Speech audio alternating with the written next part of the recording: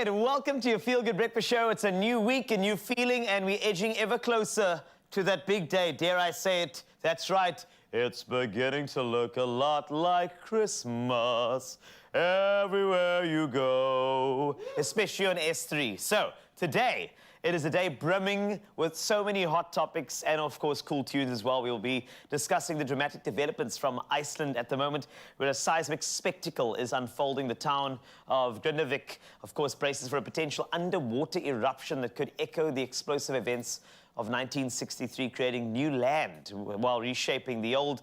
Switching the gears, of course, we're shining a light on solar energy. And we have a very special guest from Aluma Energy who will be joining us, discussing the importance of correct installation for peace of mind. And then get ready to groove with Raf Dawn in your building, of course, with some of the fattest beats coming your way, of course, as our coffee and, you know, a little coffee date with him, chatting about new music as well. And joining us in the kitchen for a decadent cinnamon crunch and a chocolate bread pudding. That's the recipe you're going to be writing down very soon. Plus, we sit down with Lindy Petersen, whose four-legged friend is taking the influencer world by storm. Yes, we have a dogfluencer in studio today, so make sure you stick around for that. So we got you sorted out. It's a new week, new energy, new feeling. All we need is you to stay there and enjoy your Feel Good Breakfast Show and to weigh in on some of the hot topics as well. I am not alone today, which is fantastic because there are two very good-looking gentlemen who are ready to talk to you right now.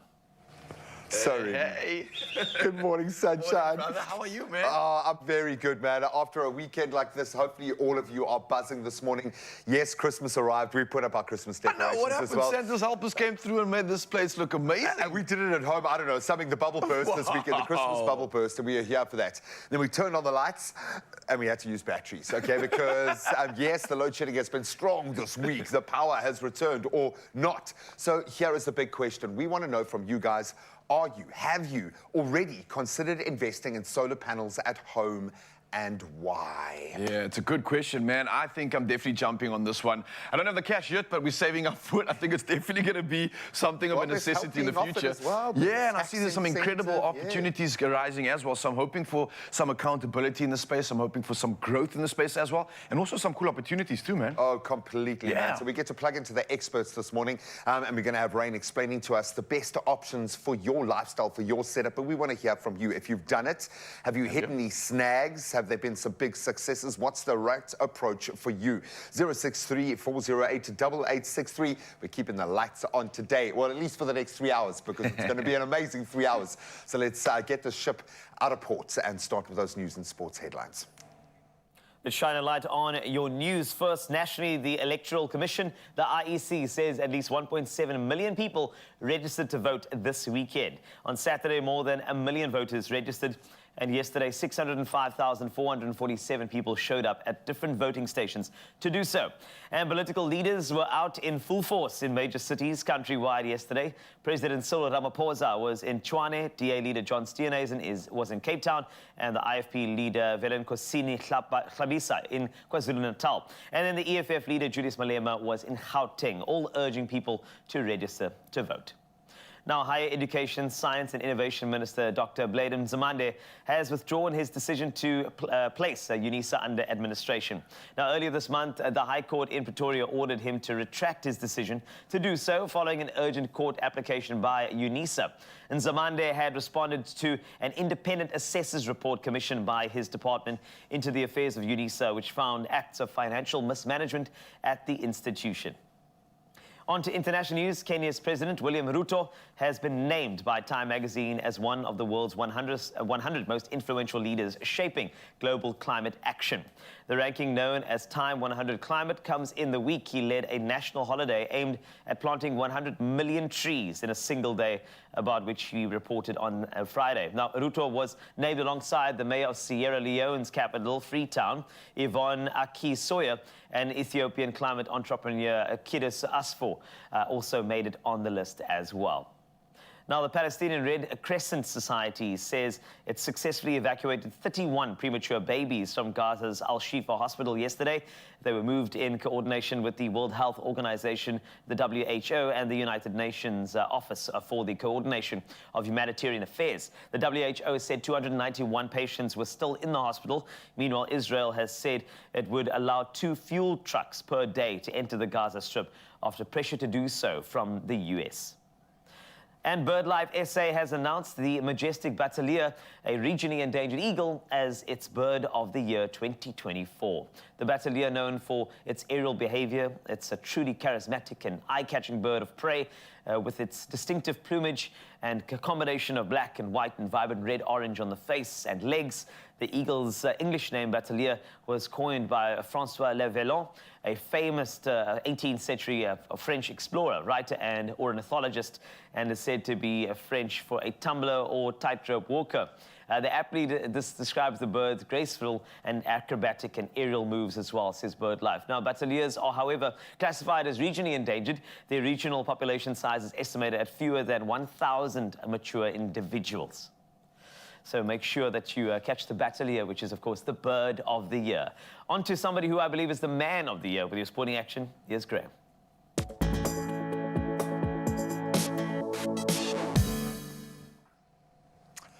Can just leave it at that headline for the rest of the year. Thank you so much. Now, I'm just trying to soften the blow here as we focus on the cricket, and we know it's not us. In a stunning World Cup final, and it was a bit of an upset, must be said, Australian opener Travis Head's sensational century, 137 of 120 deliveries, led his team to a resounding 6-wicket victory over host nation India, who really just didn't show up. Chasing down India's 240, a low total, Head's remarkable innings, supported by Marnus Labuschagne's crucial 58, overshadowing India's earlier dominance throughout the competition.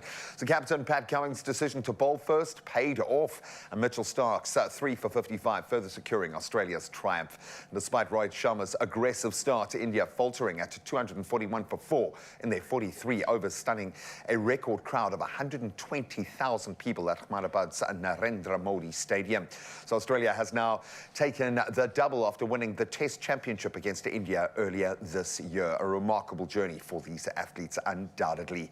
Now let's turn to rugby, and in the 5th round of the Vodacom United Rugby Championship, South African rugby faces some major challenges. The Bulls losing a first-half lead, falling 31-23 to Edinburgh, while the Lions, they experienced a similar fate, losing 24-17 to Ulster. The Sharks' errors, they led to a narrow 13-12 defeat against Connacht. And Munster, however, maintained an unbeaten record against the Stormers with a 10-3 victory in Limerick. So not a great weekend for SA.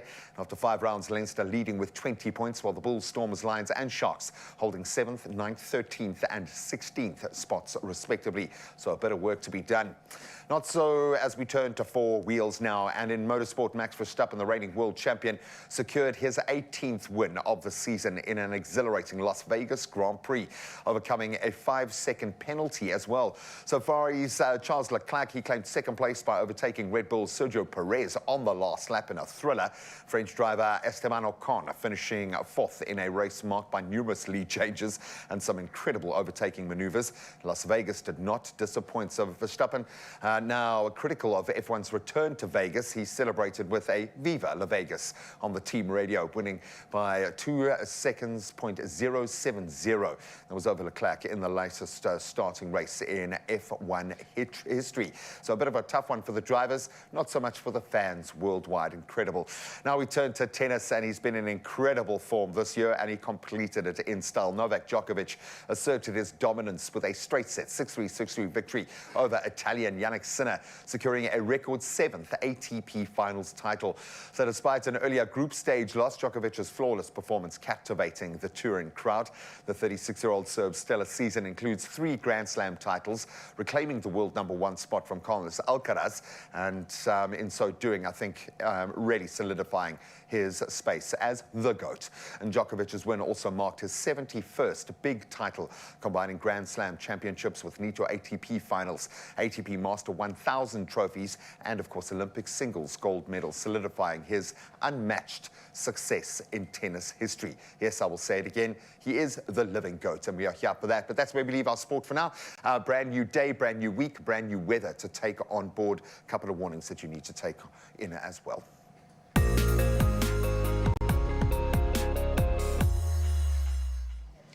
Yeah, thank you so much, G-Man. Let's dive into weather news right now. And the SA Weather Service has issued another warning. Yes, several warnings actually for today. First up, a yellow level 2 warning for damaging winds.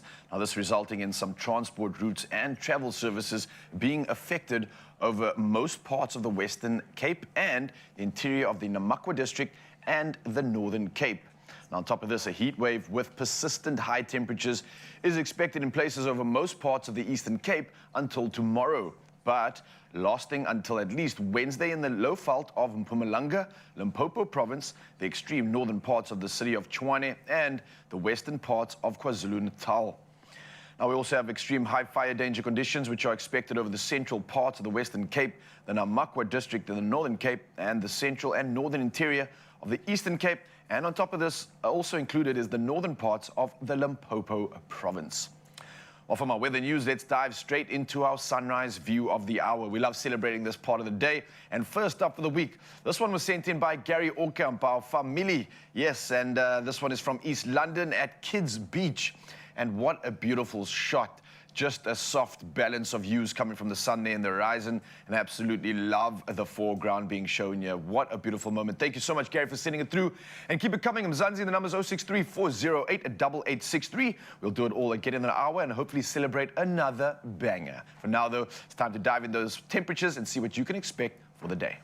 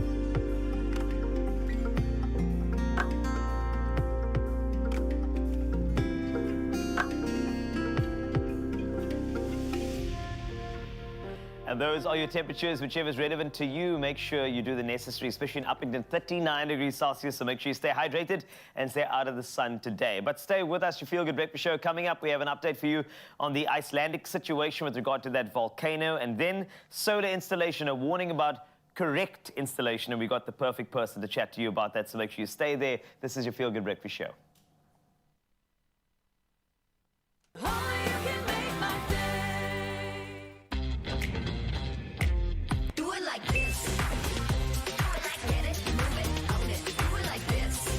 Bespoke.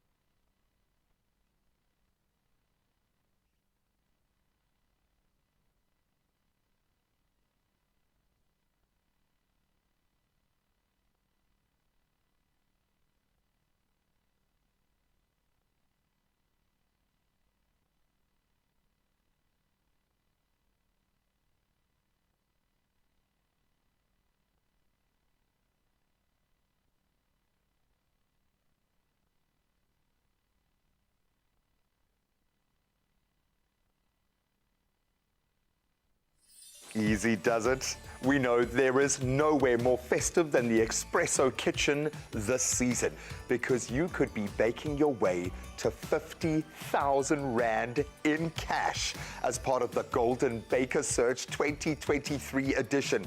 Very proudly brought to you by the amazing Golden Cloud and Beacon. 5 lucky finalists will be chosen to compete live in 3 rounds of the most festive bake-offs for that grand prize of 50,000 Rand. Yeah, That's the final step. right. Now to enter, it's really simple. Just reply to the competition post on Expresso's social pages and make sure you include a picture and a description of your most outrageously festive bake. Include the Golden Cloud and Beacon products that you've used in your amazing bake in the picture. And that all-important hashtag Golden Baker Search 2023. You can also enter via WhatsApp. You can send your pic through to 079 378 9769. There are also weekly hampers to be won. Plus, the finalists stand a chance of winning prizes sponsored by DeLonghi. Now, don't forget the competition closes on the 20th of December. Your T's and C's do apply. No! Oh, magnifique! Well done! That is beautiful. Quality, man. The secret is in the softness. Whoa. It's my feel-good breakfast show. Yes, the secret is in the softest. 2 softies now about to broach some pretty hardcore weather. The unfolding events in Iceland right now remind us of nature's unpredictable might. I mean, we see it in every weather report at the moment, but this is extreme. So in moments, homes and safety can be upended as communities face the looming threat of volcanic eruption. This is kind of baseline human existence stuff, Mr. Wasty, and it's just terrifying. You heard that seismic. Yes, there was actually an sound. audio that was released, and what was very ominous is that it started off with a small rumble, and suddenly it is kind of like hearing a boiler boiling over, but underneath the ground. Then, fast forward, and we have some of the events that we're going to tell you about right now. So just give you an idea, the last time we saw some sort of volcanic activity in this particular area, this is Iceland though, but the last time, remember that ash cloud stopped flights? Yeah, in 2010, we were so that? focused on the World Cup playing out here, the rest of the world couldn't fly. So let's start. 25 October, we can go there. The seismic activity in Reykjanes Peninsula increases as more than 1,000 earthquakes are registered in the area. I did say 1,000, not 100. 1,000 earthquakes. Yo, and it hasn't slowed down. So on the 4th of November, the seismic activity decreased significantly, but the Icelandic Meteorological Office, they continued to monitor the situation, expecting something to happen. Jump to 9 November, scientists record the largest earthquake since the swarm began with a magnitude of 4.8. The Blue Lagoon, one of the country's most famous tourist attractions, is now closed. Yeah, and this begs because there are a lot of people stuck out there. This is bucket list travel territory. People are out there at the moment. Then Grandavik is evacuated on the 19th, I think, of November, or 10th of November, as seismic activity then gravitates towards the fishing village, and then Icelandic authorities declare a state of emergency, and they moved Thor, the ship, closer to monitor. And then 14 November, let's go there. There's some makeshift defenses are put up at the Fartsengi together with the power plant as well, just to make sure that people are safe. It's all they could do at the time to try and build some sort of line of defense. Okay, then we edge closer to today. On the 15th of November, authorities say seismic activity remaining constant since the 11th of November, with monitoring centered around that Grandavik area, and obviously the area being evacuated, as you can see in the pictures above. And then 17 November, let's go there. Officials in Iceland continue to believe there will be an eruption of some kind in the coming days, despite one expert saying the chance of it happening is around 30%, despite the audio that we heard. That's what the scientists said. I believe, my friend. So let's bring it right up to the present. 19th of November, the situation in Iceland has now intensified. Magma movements indicating an eruption may be imminent. And the Icelandic Meteorological Office now reported magma is very close to the Earth's surface, particularly near the mountainous region of Hagafell, which is now considered the most likely site of an eruption, and seismic activity remaining constant with about, get this, 2,000 mini-quakes detected in just the last 24 hours. All right, and I think this is, well, it's more than hinting at something about to happen. We obviously are not experts, but it seems like this trajectory is ramping up significantly. Indeed, and what we're going to do is we're going to make sure that we get all the credible information, because what I'm seeing, Graham, is that a lot of people are posting other volcanic events online to try and cause a bit more panic in Iceland. So I want to say that if you are going to trust the source and spread any information, make sure it's credible stuff. It's important. Completely. And look, the bottom line is a lot of these more sensationalized headlines, old stories get used as clickbait because of kind of the viral content or capability of stories that are unfolding right now. They often get blended together. Do a little bit of digging, read beyond that first paragraph. Certainly, if you're finding your news on a social media platform, chances are there's an algorithm driving that as clickbait. So do your research, but I would warn you in this space, the research, it's pretty unsettling and a little bit nerve-wracking. So I think most importantly, all of our thoughts right now to anyone who is affected by this, a global story that we can all get behind, which in itself is pretty cool, but devastating consequences. So we're sending all our thoughts and prayers. Absolutely, and we're hoping that situation doesn't get any worse. But thanks so much for coming through and giving us the latest. And we're about to give you the latest, and especially when it comes to entries for the Ace Festive competition. And it is streaming in, it's coming through hot. We get so many cool competitions, and this one is definitely on top of the list. Now, if you are a pup and sump lover, then you must enter for your chance to win a share of 50,000 Rand. Yes, you heard correctly, 50,000 Rand up for grabs. Now, Ramona Moodley made a spicy mutton sump and beans bowl, and she wrote the following. She said, "I was so pleasantly surprised when it cooked in 30 minutes. It was so soft, so quick, and so easy. No more boiling for ages, 30 minutes and done." And a beautiful quote, but more importantly, an incredible picture coming through. It looks delicious. And as you can see, she's included her product in that picture. And this is an absolute worthy entry. So if you want to win a share of that 50,000 Rand, all you have to do is create a festive dish, just like you've seen right now. Make it with an Ace Quick Cook maize or Ace Quick Cook sump. And then take a picture of the dish with the Ace product in that shot.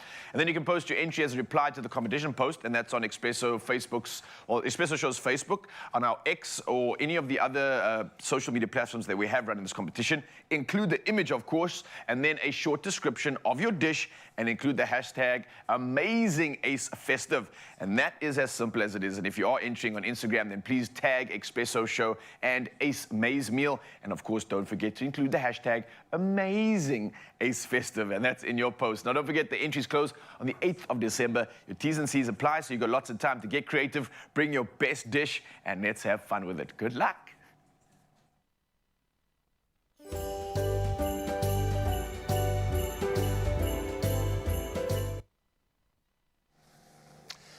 Thank you so much, my friend. Let's focus on keeping the utensils, the lights on now while you're cooking up a storm. Solar-powered systems are in the lead of South Africa's energy revolution, and it is a revolution. So much has changed. Yes, we've got the need to offset load shedding, but we are seeing new opportunities within this energy security space, an opportunity for commerce to grow industries. And of course, we need to plug into that and step in. Rain Snook Henkerman, CEO of Alumo Energy, who is joining us to discuss the increasing importance of solar energy right now, obviously, and the importance thereafter of the correct installation.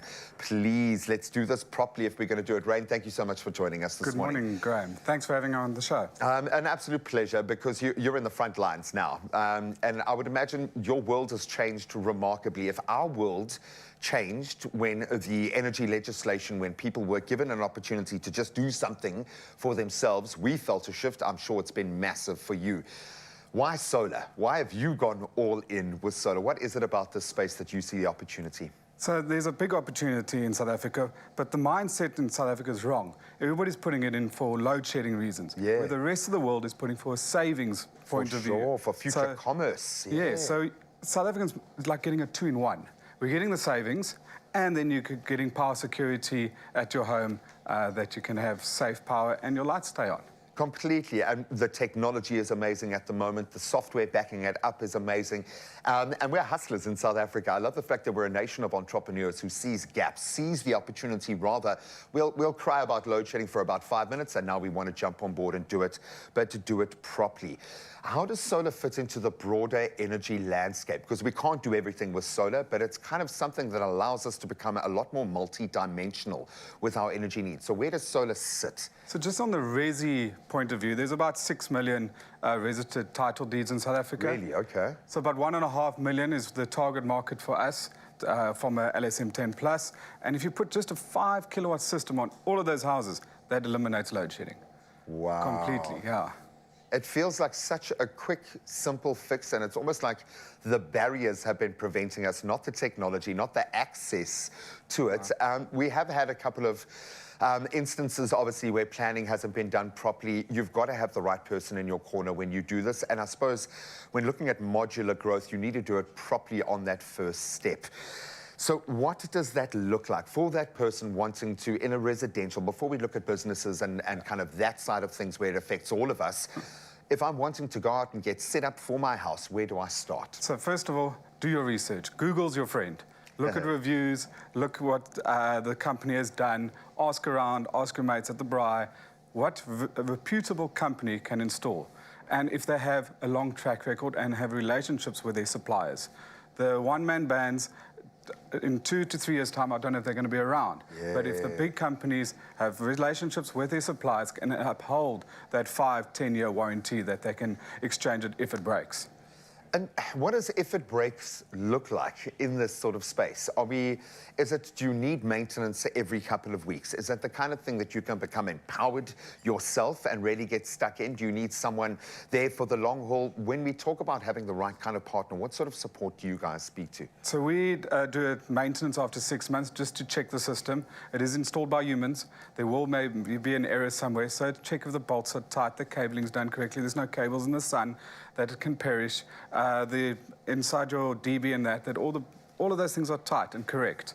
Because there can be a little mistake. A little goes a long way in that space. Correct, yeah. Yes. We have seen shocking photos of houses burning down, and that can all be done by maintenance and eliminated.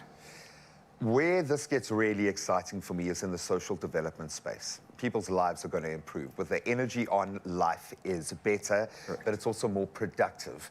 When you look forward, what are you most excited about, especially when we look at how, obviously, tax incentives, a lot of support being offered. It kind of feels like the market is being given the opportunity. Now, when you look forward, what are you most excited about? So there's good tax incentives for the businesses, because you get about 125% tax write-off in year 1, so you can have an assessed loss. From the individual point of view, you're only getting 15,000 Rand just on your panel cost. So I don't know if that incentive is good enough.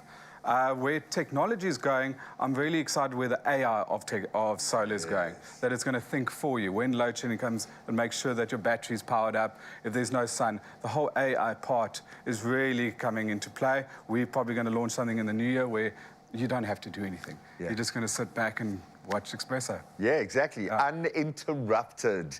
Rain, I'm going to ask you to stick around. I would imagine we're going to have a lot of people weighing in online. If you've got any questions, if you've got any horror stories or fantastic success stories in the solar space, please let us know. 0634088863. Rain is going to stick around. We're going to continue chatting solar, why it is the right option, not just to offset load shedding, but looking forward to release yourself. There are opportunities in this space.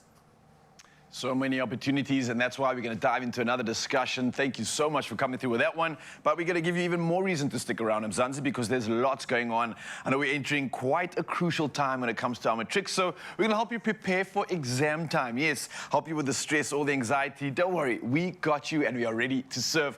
And on top of this, a lot happened this weekend, something like the Cricket World Cup. So we're going to dive into that conversation, round up all the craziness, and see what India did or didn't get up to over the weekend. All that and a whole lot more on your Feel Good Breakfast Show. See you after this.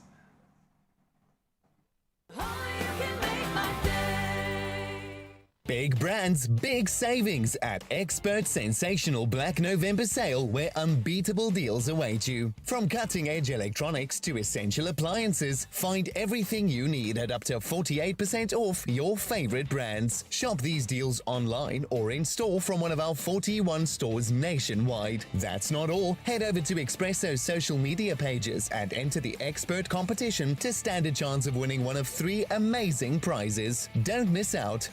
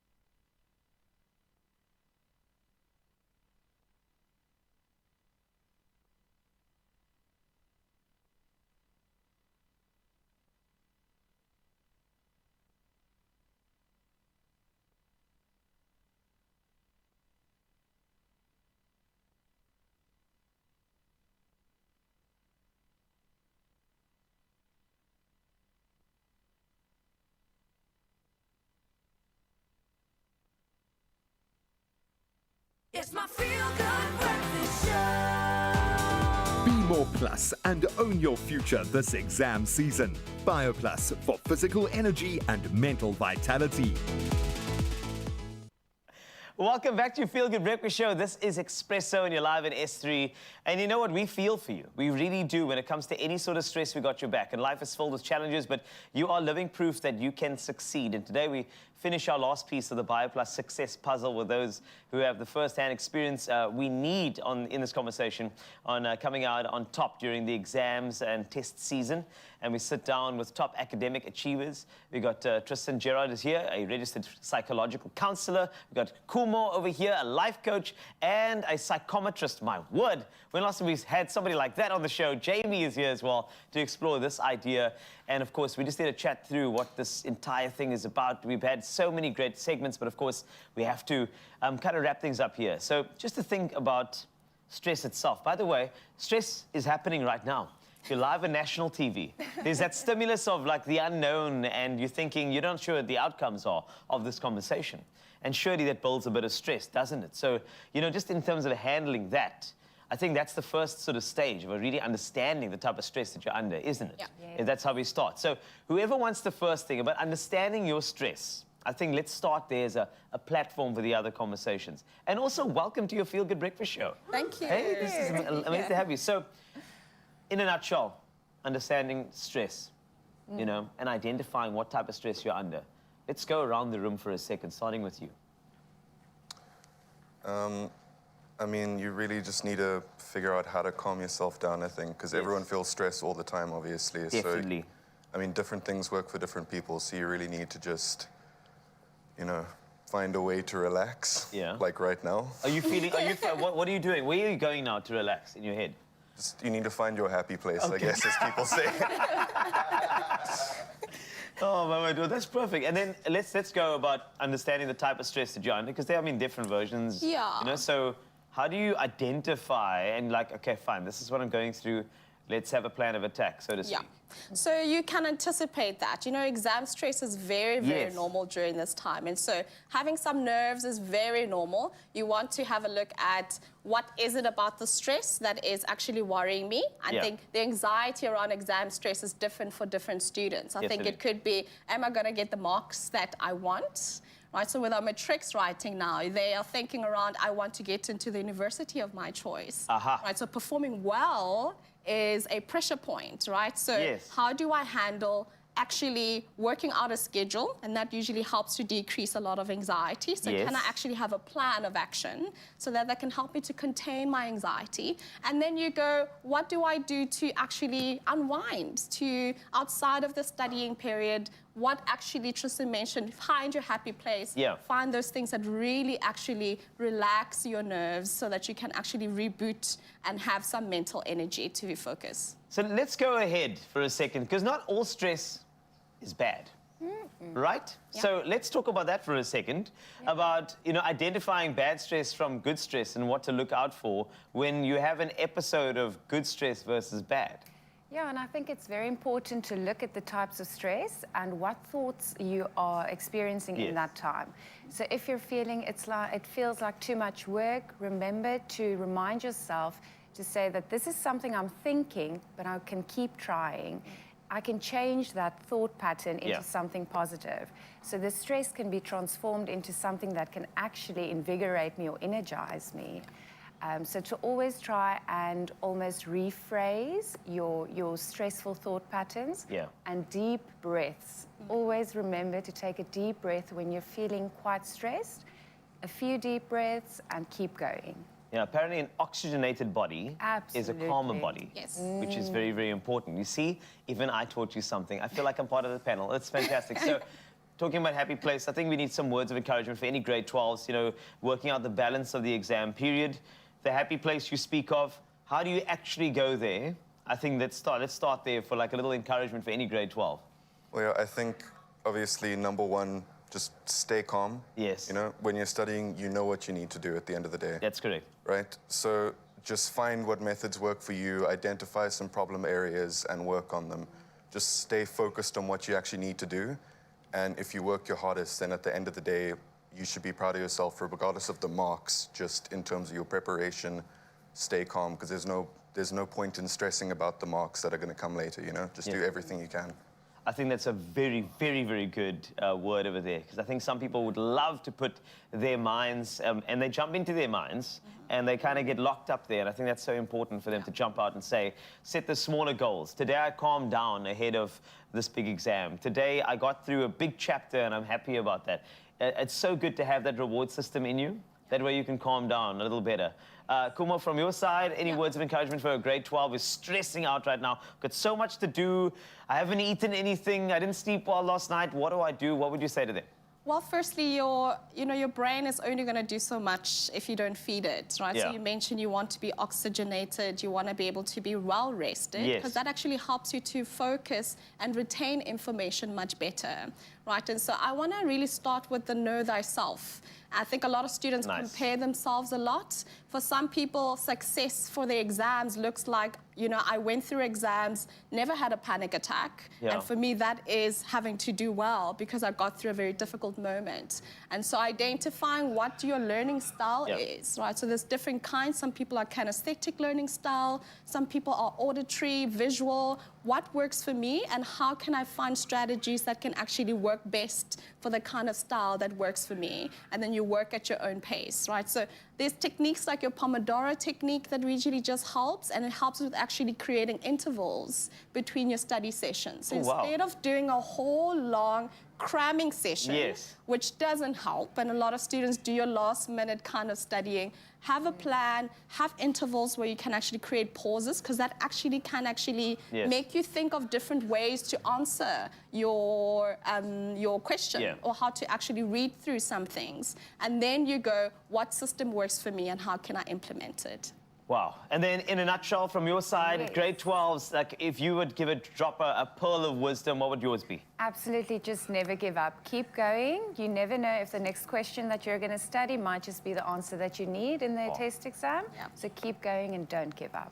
Lovely. You three are incredible, you know that, eh? You went to your happy place no matter what the stress of this moment on national television kind of overwhelmed you. They were not overwhelmed. Calm, collected, like you should be if you are indeed writing your final exam. Share this information with a fellow student to ensure they have the tips they need to get those A+ results and stand a chance to win 2,000 Rand cash with Biop Plus. And here's how to enter. A go-to for physical energy and mental vitality when you need it most. Biop Plus is going one better, offering 6 viewers the chance to each win 2,000 Rand cash to own their future.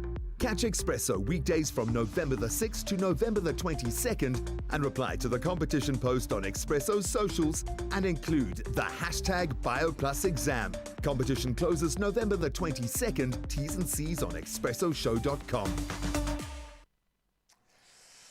And that's how you can win. And speaking of winners, they've done it again in a historic Cricket World Cup final. Australian opener Travis Head's magnificent century, propelling Australia to a resounding 6-wicket victory over host nation India, who were definitely the favourites, securing Australia's 6th title as well. Head's brilliant 137, supported by Marnus Labuschagne's crucial innings, left a record crowd of 120,000 people in stunned silence, marking a memorable chapter in cricketing history. And here to chat all about the final, all the way from India right now, with sports journalist Zahir Adams. Zahir, a very good morning, my friend. First of all, just from a personal perspective, what was that spectacle like? 120,000 fans. I would imagine the build-up, the match, the moments therein must have been unforgettable. Absolutely crazy, mate. Absolutely crazy. The day before the World Cup, it felt like the World Cup final. So many people were there. There were 100,000 people the day before already. So there was a lightning show, there was fireworks, there was everything. A once-in-a-lifetime experience. Absolutely magical. Unfortunately, Australia being the party poopers, as they always are, the spoil sports, and just sending billions of Indians to bed, not a little bit disappointed last night. Yeah, and you could see it etched on the faces of about 115,000 people in that stadium. Just a little bit of yellow spotted, but an incredible performance by these Australians, hitting form at just the right time.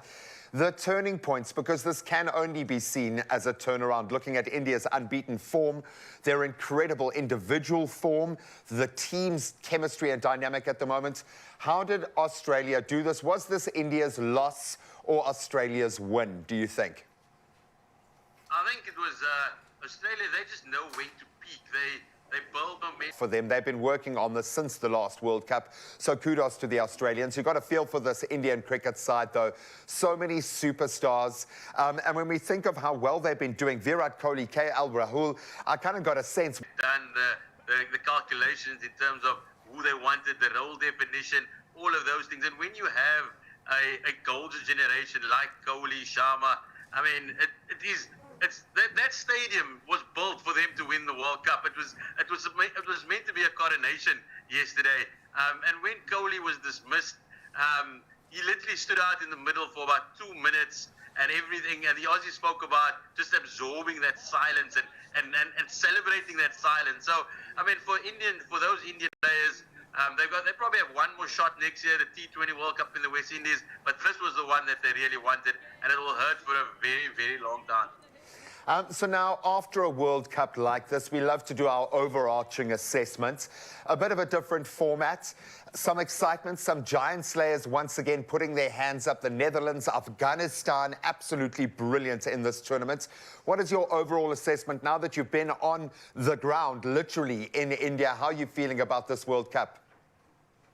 There's all this talk about the 50-over game dissipating and 2020 taking over. But when you see how the game ebbs and flows and brings in the surprise packages like Afghanistan, like the Netherlands, you can only look forward to 2027 in South Africa. And that's where the next World Cup's going to be. And the passion that the Indian people particularly have for cricket, it's unparalleled in the rest of the world. And as Rahul Dravid said last night, they make this game. The Indian fans make this game such a wonderful thing. Replicate in 2027. Yep, lots of lessons to be learned from this particular World Cup, but we're going to give it right now all of the kudos to Australia. Well, a few of the kudos to you, my friend, for getting up early and meeting with us this morning. We love it. I'm sure lots of celebrations going on over the weekend, so hopefully you can plug back into that before heading back to the real world and terra firma here in South Africa. But see here, we appreciate you so much, my friend. And likewise to all of the Indian fans. And we know there are billions of cricketing fans around the world that are heartbroken this morning. We feel your pain. But to Australia, you've got the bragging rights. A sixth incredible World. Wow, you know, it was live from India. Fantastic. Thank you so much, eh? yeah. And after all those events, what you need to do is celebrate with Woolies Black Friday. And we got all the deals for you. This week, Woolies is making sure you get the best out of Black Friday and their incredible deals leading up to this amazing shopping day we call Friday, we call Black Friday. Yeah, and listen, for everyone looking to refresh their homes for the festive season, I know a lot of us getting guests in the house, you can get 20% off 2 selected homeware items. And whether it's a lamp or a diffuser, towels, or a new soap dispenser, as you can see here, we've got some options just to show off some of Carl and I's favorites, but there's a lot more to choose from. Definitely want to get in on this. I like that. So yeah, I had to rub the towel, another towel. Just to make sure it's legit. A very, very good one. So for the home cooks, you get 20% off selected appliances, including selected air fryers. You know, everybody needs an air fryer. It's kind of like a love language in a home. It's a staple. It has to. If you see a home without an air fryer, is it even a home? There's no love in there. I mean, hello. So get yourself that. And then, of course, Everdur is another little party trick. You pull this out of the cupboard, you put the coals in, you do your thing. Trust me, it's going to be a crowd pleaser. And for all those who like to spoil themselves, there's also some beauty. We love beauty. Oh, yes, please bring it on. Of course, when it comes to beauty gifts, you get 25% off 2 selected beauty products. And all of these deals are available at Woolworths. And you can get it in-store, online, and, of course, on the app. And they are valid until the 27th of November, 2023. So you've got a little bit of time to get some of the best. So stay tuned during the week as we will be revealing 2 big fashion and food promotions that you don't want to miss out on. So visit the Black Friday Hub on woolworths.co.za for more Black Friday deals and happy shopping. Yeah, I think I'm taking this, bro. Yeah, this is the one I'm for going to me. take the towel now. Done. And this one.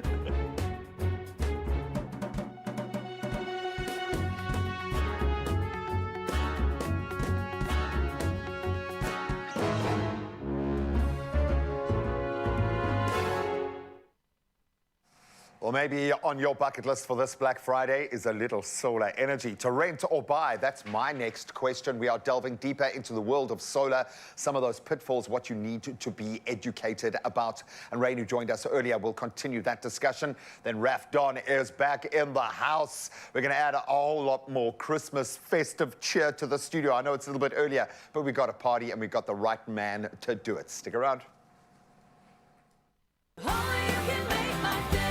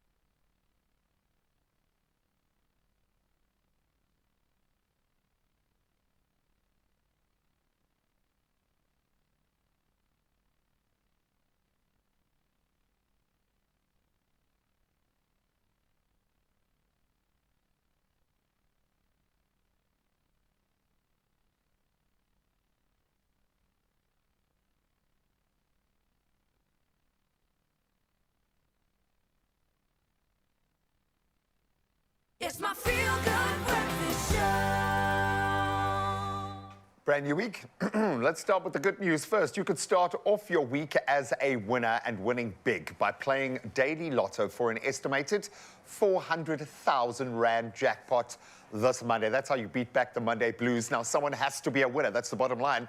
And the only way you can win is if you play. So go get your ticket. I'm going to call it your lucky ticket in store today, or you can visit the nationallottery.co.za website, their mobile app, which is great. You can use cell phone banking. I guarantee your app will have a little blurb there, a little drop down, or you can simply dial *120 *7529 hash for the USSD. And we have all of those details on our social pages as well, so you've got no excuses. Go and check them out and then start crossing those lucky fingers. I'm going to call them lucky as well. That 400,000 Rand estimated jackpot I'm going to say it is yours. Go and get it. Our musical guest today is a very, very talented individual over here, somebody who I've wanted to collaborate with for a long time, and I mean, today could be the day. All right, I'm going to give my shot. You drop a couple of bars here, and I'll join you. Raf Don is here and in the building on your Feel Good Breakfast Show. It is so, so good to see somebody of this particular talent here, and I'm talking about music, storytelling, lyricism. Raf Don's got it all. He recently released a new single titled Hello, featuring Grammy Award-winning artist, of course, Una Rams, and of course, I think we need to just check this out for a second. We got something for you. I don't see no one. That's TV. I don't wonder if you're feeling all this vibe. So full up, we gon' slide. Whip so wicked, pull up in the 2-4 pipe. I just got a lick and it's nice. And she loving my rhythm. Now she wanna split them. A Bobby by my side like Ice Spice. Hello, So I actually wanted to be a backup dancer for this one, but they said no. There was a height restriction. It's fine. Anyway, right. Raf, welcome. It's so good to see you. Thanks for having me. I think it's so good to see you come into your light, man. I think that's so important. You know how this game is. Definitely. You know, we start somewhere and then we have to find ourselves. But now you've got this collaboration with Una Rams, and I think that's flipping awesome. Okay, it's amazing. So tell me about how this came together. So he was in Ghana, working on his EP. So I had this record, Hello, and I could just hear him on the record. So you know how it's hard to get artists to send verses while they're busy with project, but Uno, he's such a cool guy. That's family right there. So my boy CT actually linked us up, and then we made the magic happen. Of course there was magic. I mean, you can hear that flow that's still in the background. I'm feeling that, you know. It's just something, so I have to stop my body from working. But you work with Grammy Award-winning producer Carl P, and I think that's another big feather in your cap with regard to what you've been doing. I just hear Grammys, okay? So I feel like, are you only working with Grammy Award-winning people now? Well, I work with people that I'm fans of. If I'm a fan of you, I'll work with you. Not like the accolades or anything. If I'm, like me and Calpi, we go way back. You know, we've been working together. Like I'm working as a songwriter, you know, writing music for a whole lot of artists and stuff. So it's always great working with people that you've always, you know, grew up vibing with and stuff. So love it. I'm looking forward to seeing this one, okay, Techie, because this is the collaboration that we've been waiting for as well. I know it's with Youngster CPT. Youngster's not here right now, so if you need me to jump in at any stage, you can say Youngster. I could be a youngster. No, I'm kidding. But you enjoy. I know you got your dancers with you. So Raf Don, here's something for you. It's called Techie. Wake up, Skrakbaka. Here it is. Come on. Hey. Hey. Y'all ready? It goes okay. If rock pulls up, that's techie, hella techie. Come around and swing my shit. Jump in the whip, the crime seem messy. Spray man like confetti. 2 hands up when I tap that gently. No days off till I pop up Bentley. You don't want beef that's messy, hella messy. Bro pull up with a shady, swing my shady, shop my shady. Air Force One on my feet, that's techie. I did my track on Vesty. Man them live with the ugly Betty. No days off till I pop up Bentley. Man don't beef no pays, cause them ain't chatty. Pull up in the two-piece tracky. When it's beef in the street, don't at me, cause man them savage. Pull up and I did that damage. Whoa, I'm laying off baggage. What you say? Man got shoot spaghetti. She gon' put me that Henny, cause man them wise like Penny. Rap for my team like Louis. I'm doing that Benzo. If you see me in the store, that's Louis. I ain't coping no Kenzo. Shit. Man, don't give no praise. Hey, Hey, okay, 1, 2. You don't want beef that's messy, hella messy. Bro, pull up with a shady, swing my shady, shop my shady. Air Force One on my feet, that's tacky. I dare man try to converse me. Man, them live with the ugly Betty. Nowadays, I'll tell a pop up Bentley. You don't want beef that's messy, hella messy, hella messy. Bro, pull up with a shady, swing my shady, shop my shady. If bro pulls up, that's tacky, hella tacky, hella tacky. Come around and swing my shady, swing my shady, swing my shady. You don't want beef that's messy, hella messy, hella messy. Bro, pull up with a shady, swing my shady, shop my shady. If bro pulls up, that's tacky, hella tacky, hella tacky. Come around and swing my shady, swing my shady, swing my shady.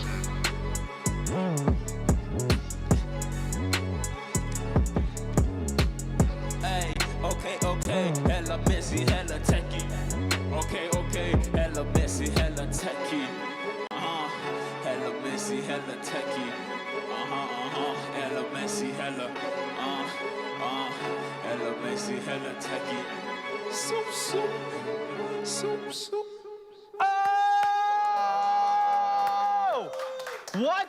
Did you see that move when they went down on their... My knee hurts. Just, they did that thing. Wow. It was fantastic. Techie, available on all platforms right now. Yes, sir. You're not even out of breath. How do you do this? Saw the moves, bro. I saw the moves, bruv.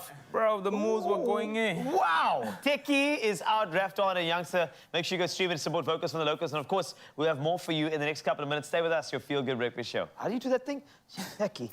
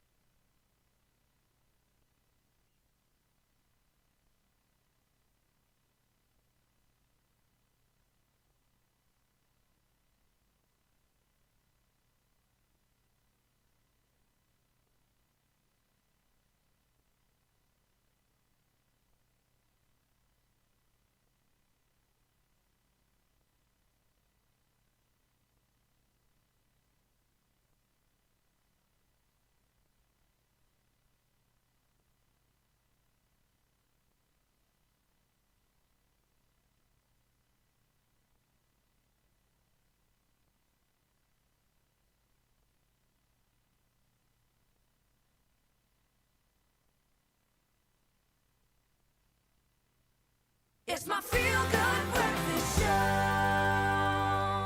Welcome back to your Feel Good Breakfast Show. This is Expresso on S3 and giving you all the latest when it comes to news. Let's start nationally. It's been confirmed that Oscar Pistorius' parole hearing will be heard on Friday.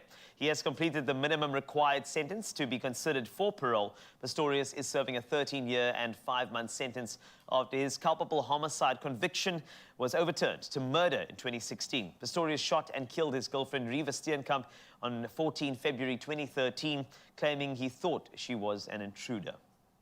Now, the Electoral Commission, the IEC, says at least 1.7 million people registered to vote this weekend. On Saturday, more than 1 million voters registered, and yesterday, 605,447 people showed up at different voting stations to do so. Political leaders were out in full force in major cities countrywide yesterday. President Cyril Ramaphosa was in Tshwane, DA leader John Steenhuisen in Cape Town, the IFP leader Velenkosini Hlabisa in KwaZulu-Natal, and the EFF leader Julius Malema in Gauteng, all urging people to register. On to international news, the Israeli ambassador to the US yesterday said he was hopeful a deal for the release of a significant number of hostages would be reached in the coming days. Michael Herzog said serious efforts were made, and of course, but that the fewer details have been revealed about this, the better the chances of such a deal. And of course, Hamas took an estimated 240 people hostage during their 7 October attacks on Israel, in which some 1,200 Israelis died. Qatar's Prime Minister Mohammed bin Abdurrahman Al Thani said, and I quote, "Only very minor practical and logistical obstacles remain." Kenya's president, meanwhile, William Ruto, has been named by Time magazine as one of the world's 100 most influential leaders shaping global climate change. The ranking, known as Time 100 Climate, comes in the week he led a national holiday aimed at planting 100 million trees in a single day, about which we reported just on Friday. Now, Ruto was named alongside the mayor of Sierra Leone's capital, Freetown, Yvonne Akisoya, and Ethiopian climate entrepreneur Kidus Asfor also made the list as well. Now, Taylor Swift postponed a concert, the Saturday concert, in fact, in Rio de Janeiro, which was part of her record-breaking Eras tour after a fan passed away shortly before her show on Friday. The decision came as thousands of people were already at the stadium. Now, Brazil is currently experiencing an unprecedented heat wave, triggering health alerts of danger to life as it recorded temperatures with humidity of 59.3 degrees Celsius on Friday, followed by 59.7 degrees on Saturday. Rio Mayor Eduardo Paes said that what's happened was unacceptable and called for several changes, including extra water distribution points and more emergency services on standby. The Stars show for tonight is to go ahead. However, that heat wave does continue. That's it for your news for now. Another update in 1 hour. Here is the sporting action. Graham has got all the details.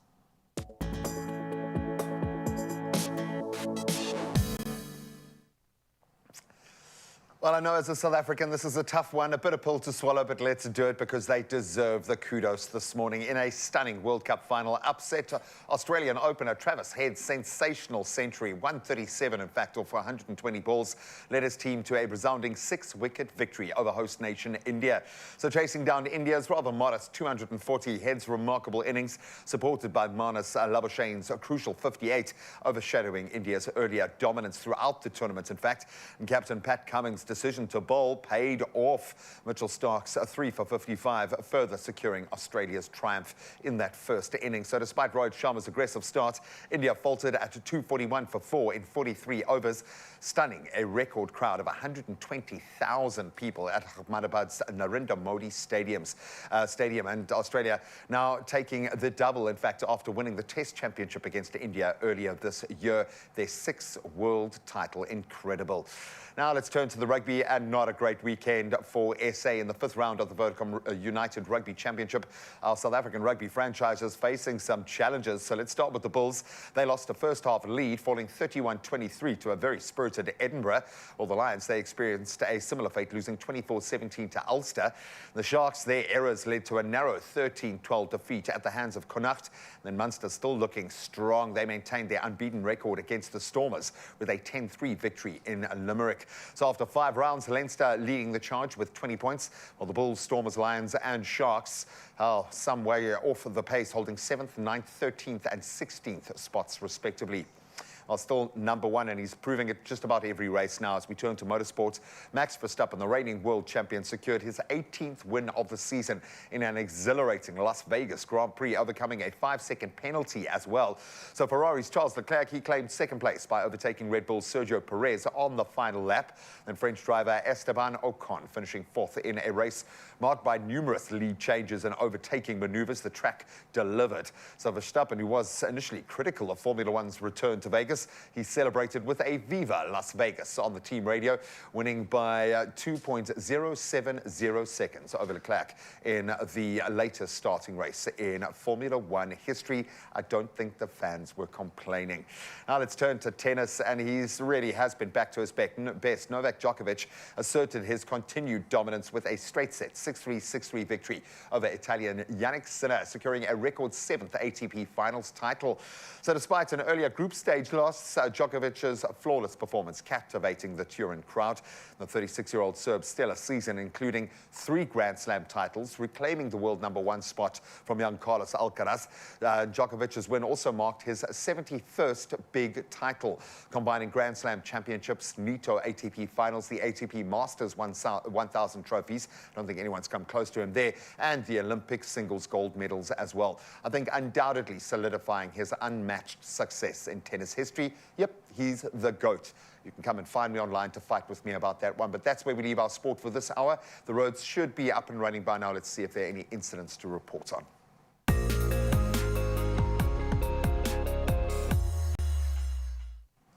Thanks so much, G. Yes, a lot of you heading out on the roads this morning, so let's see how we can serve you when it comes to traffic. And we're moving over to Mpumalanga. Now, there has been a truck accident on the N11 route, and that's south of Amersfoort, so you can allow for more travel time or use an alternative route as delays are expected in the area. Now, from Mpumalanga, we move over to Cape Town, and there seems to be congestion on the N7 south at the N1 inbound ramp. So if you're on the area, as you can see from the visuals, you can expect delays. For anybody heading out on the roads this morning, buckle up, stay safe, and plan accordingly. From the road to the sky, let's see now what's happening when it comes to weather.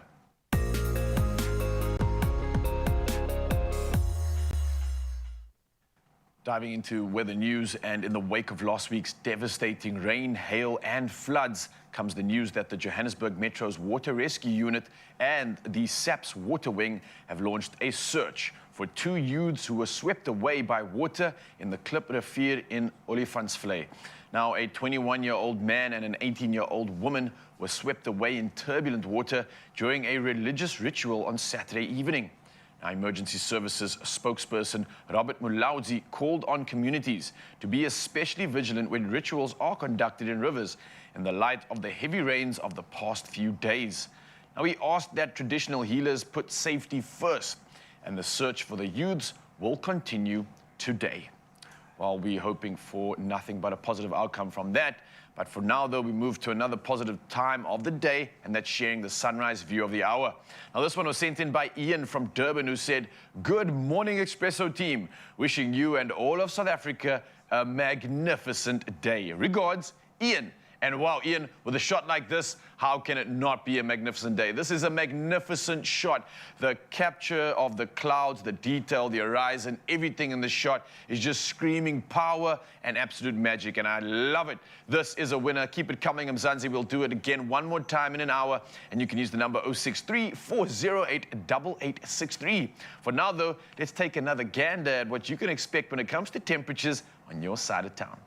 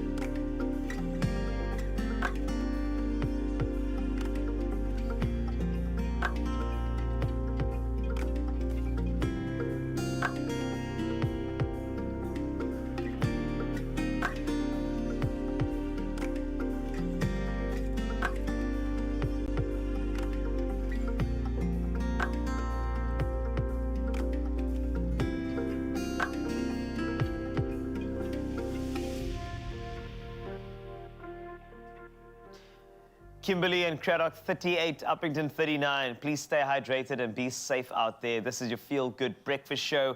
And of course, there are still some things to discuss. Now, if you are thinking about solar, the big question is, do you buy, do you rent, do you go on subscription? We'll answer those questions for you and give you some insight. Plus, what is the real cost of Black Friday? We'll unpack in a second. Stay with us, your feel-good breakfast show.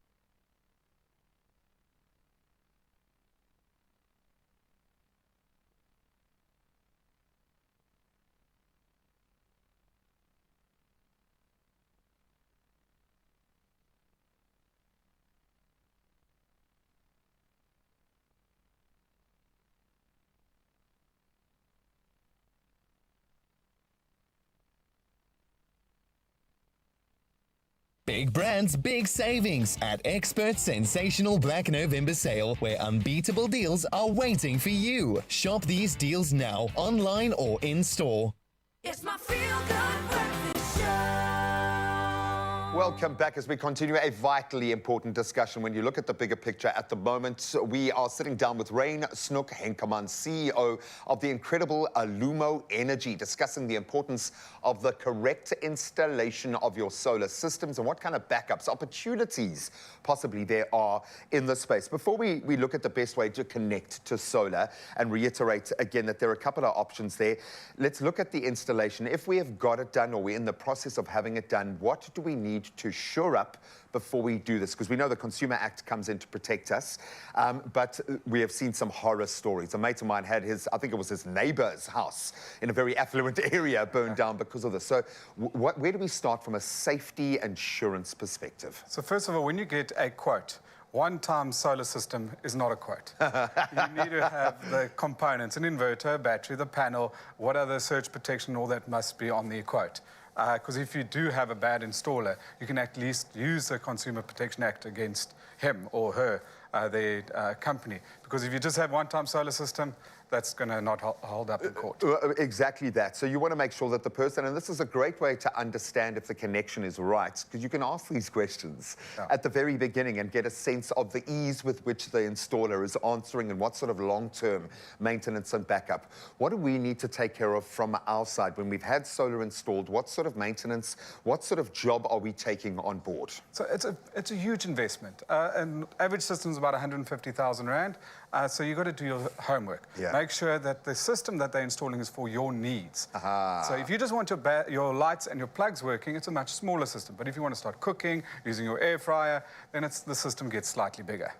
And you need to, and this is a great opportunity for your family to understand how much you're using and your own flow, which is great. So there are opportunities within, the silver lining, we say, in this sort of space.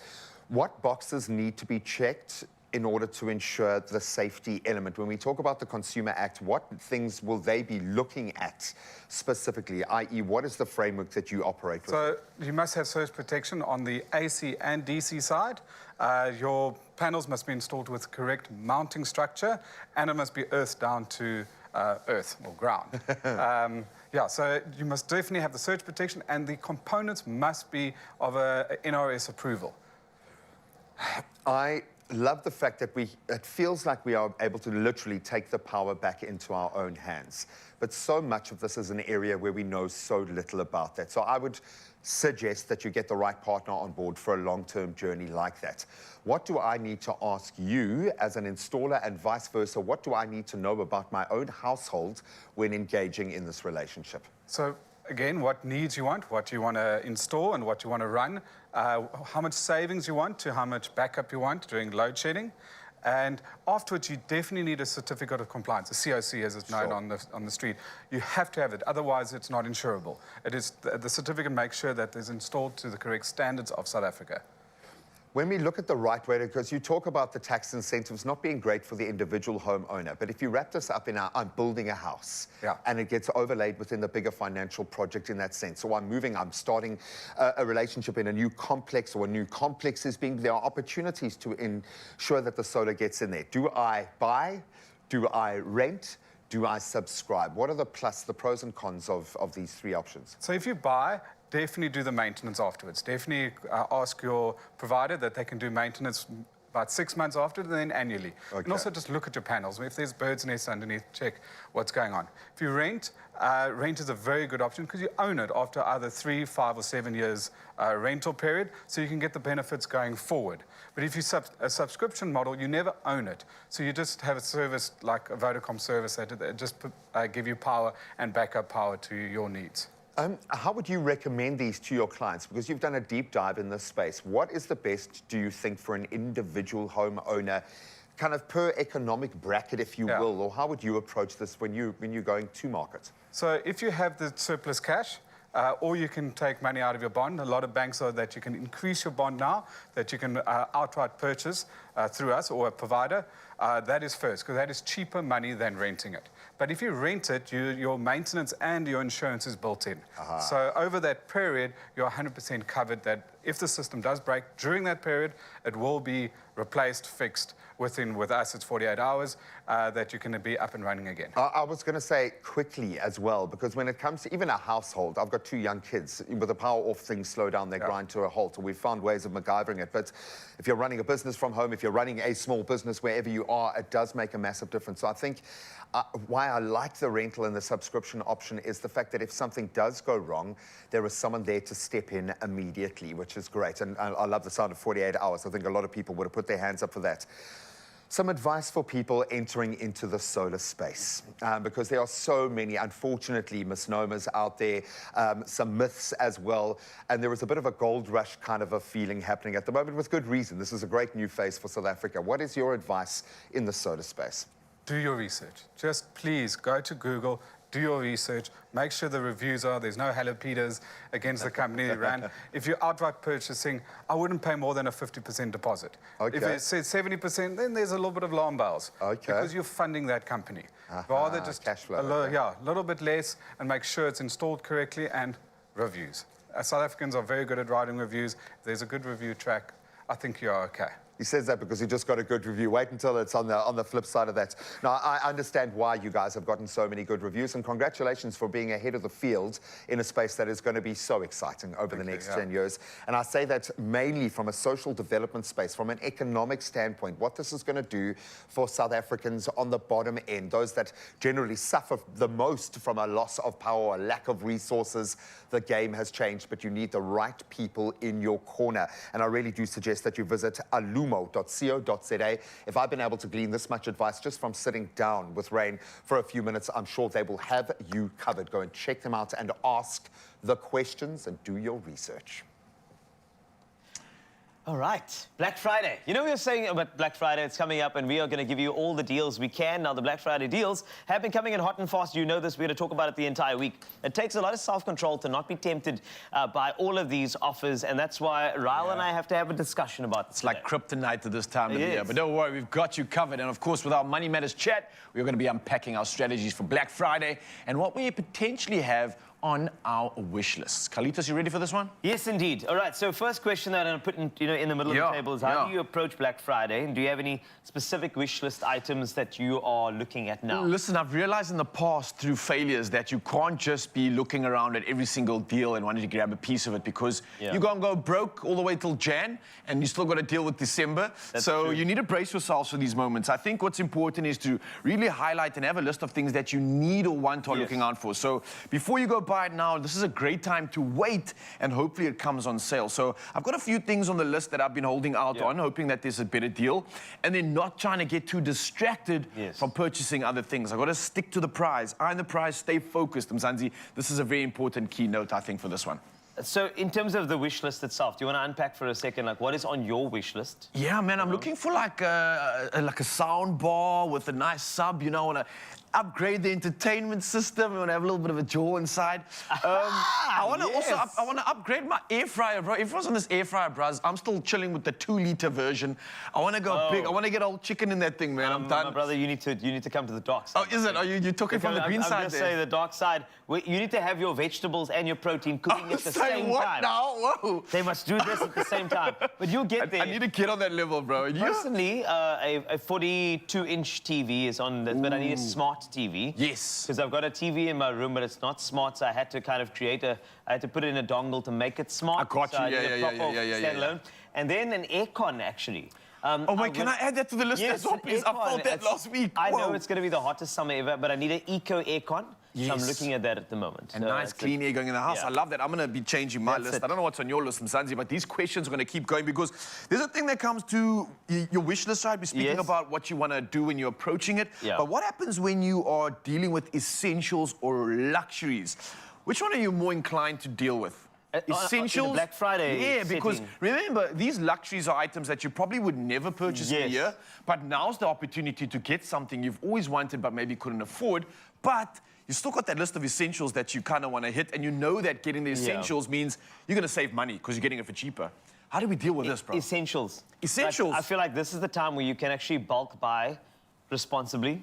And you can store in stock. So if you've got a deep freezer and you've got Black Friday deals at your local butcher, whatever, do that. I feel like that's so critical for this time. Because you know what happens, right? Think about this. It's busy in the festive season. You don't want to run around and get stuff.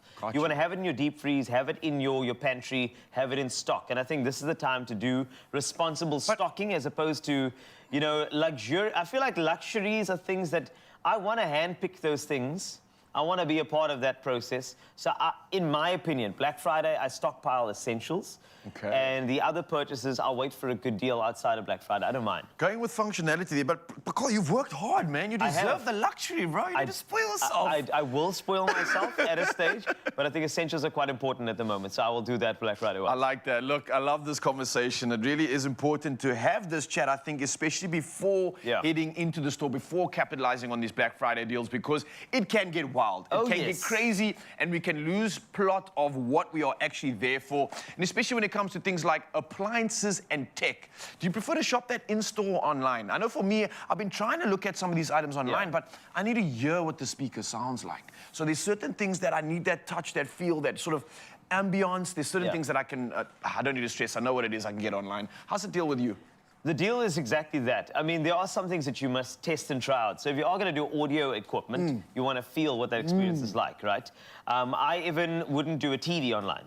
I would like to see the TV in the shop and actually see the remote in my hand in the store. But gaming, I don't mind. I'm not going to purchase a game in the shop. I can do that online. I don't need consoles, those sorts of gaming tech, controllers, that I can do You know online. what you can it's expect, fine. yeah. Because I kind of know that those are plug and play. So if it's plug and play, I go online. But if I need to find out what the quality is really like, it can say 4K, but I want to see it in the store. See with my own eyes. I Yeah. definitely resonate with that, man. Sansi, if you're resonating with any of this, then let us know. Of course, Black Friday is almost here, and it's a great way to stock up on essential items like Carl mentioned. Oh, yeah. And maybe even a few luxuries, because we've worked hard and you deserve it. But it's things that we've been saving up for. So always, it's important to stick to your budget and make informed money decisions. Oh, responsibility. That's very, very good. We are inspiring you. And if you would like the whole year to feel like Black Fridays, then sign up for a Nedbank My Goals account because you'll get discounts and cash back on everything. We're talking petrol, groceries, movies, and even your banking fees. So Nice. go and check out all the details. Click onto nedbank.co.za and happy shopping.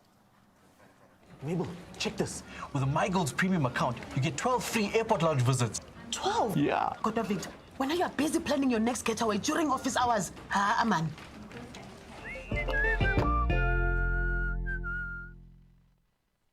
Oh, boys, I needed the chat here. So here's my conundrum, okay? So the game I want to get for my son and I is going for next to nothing on Black Friday, but it requires a new gaming console to play it on, okay?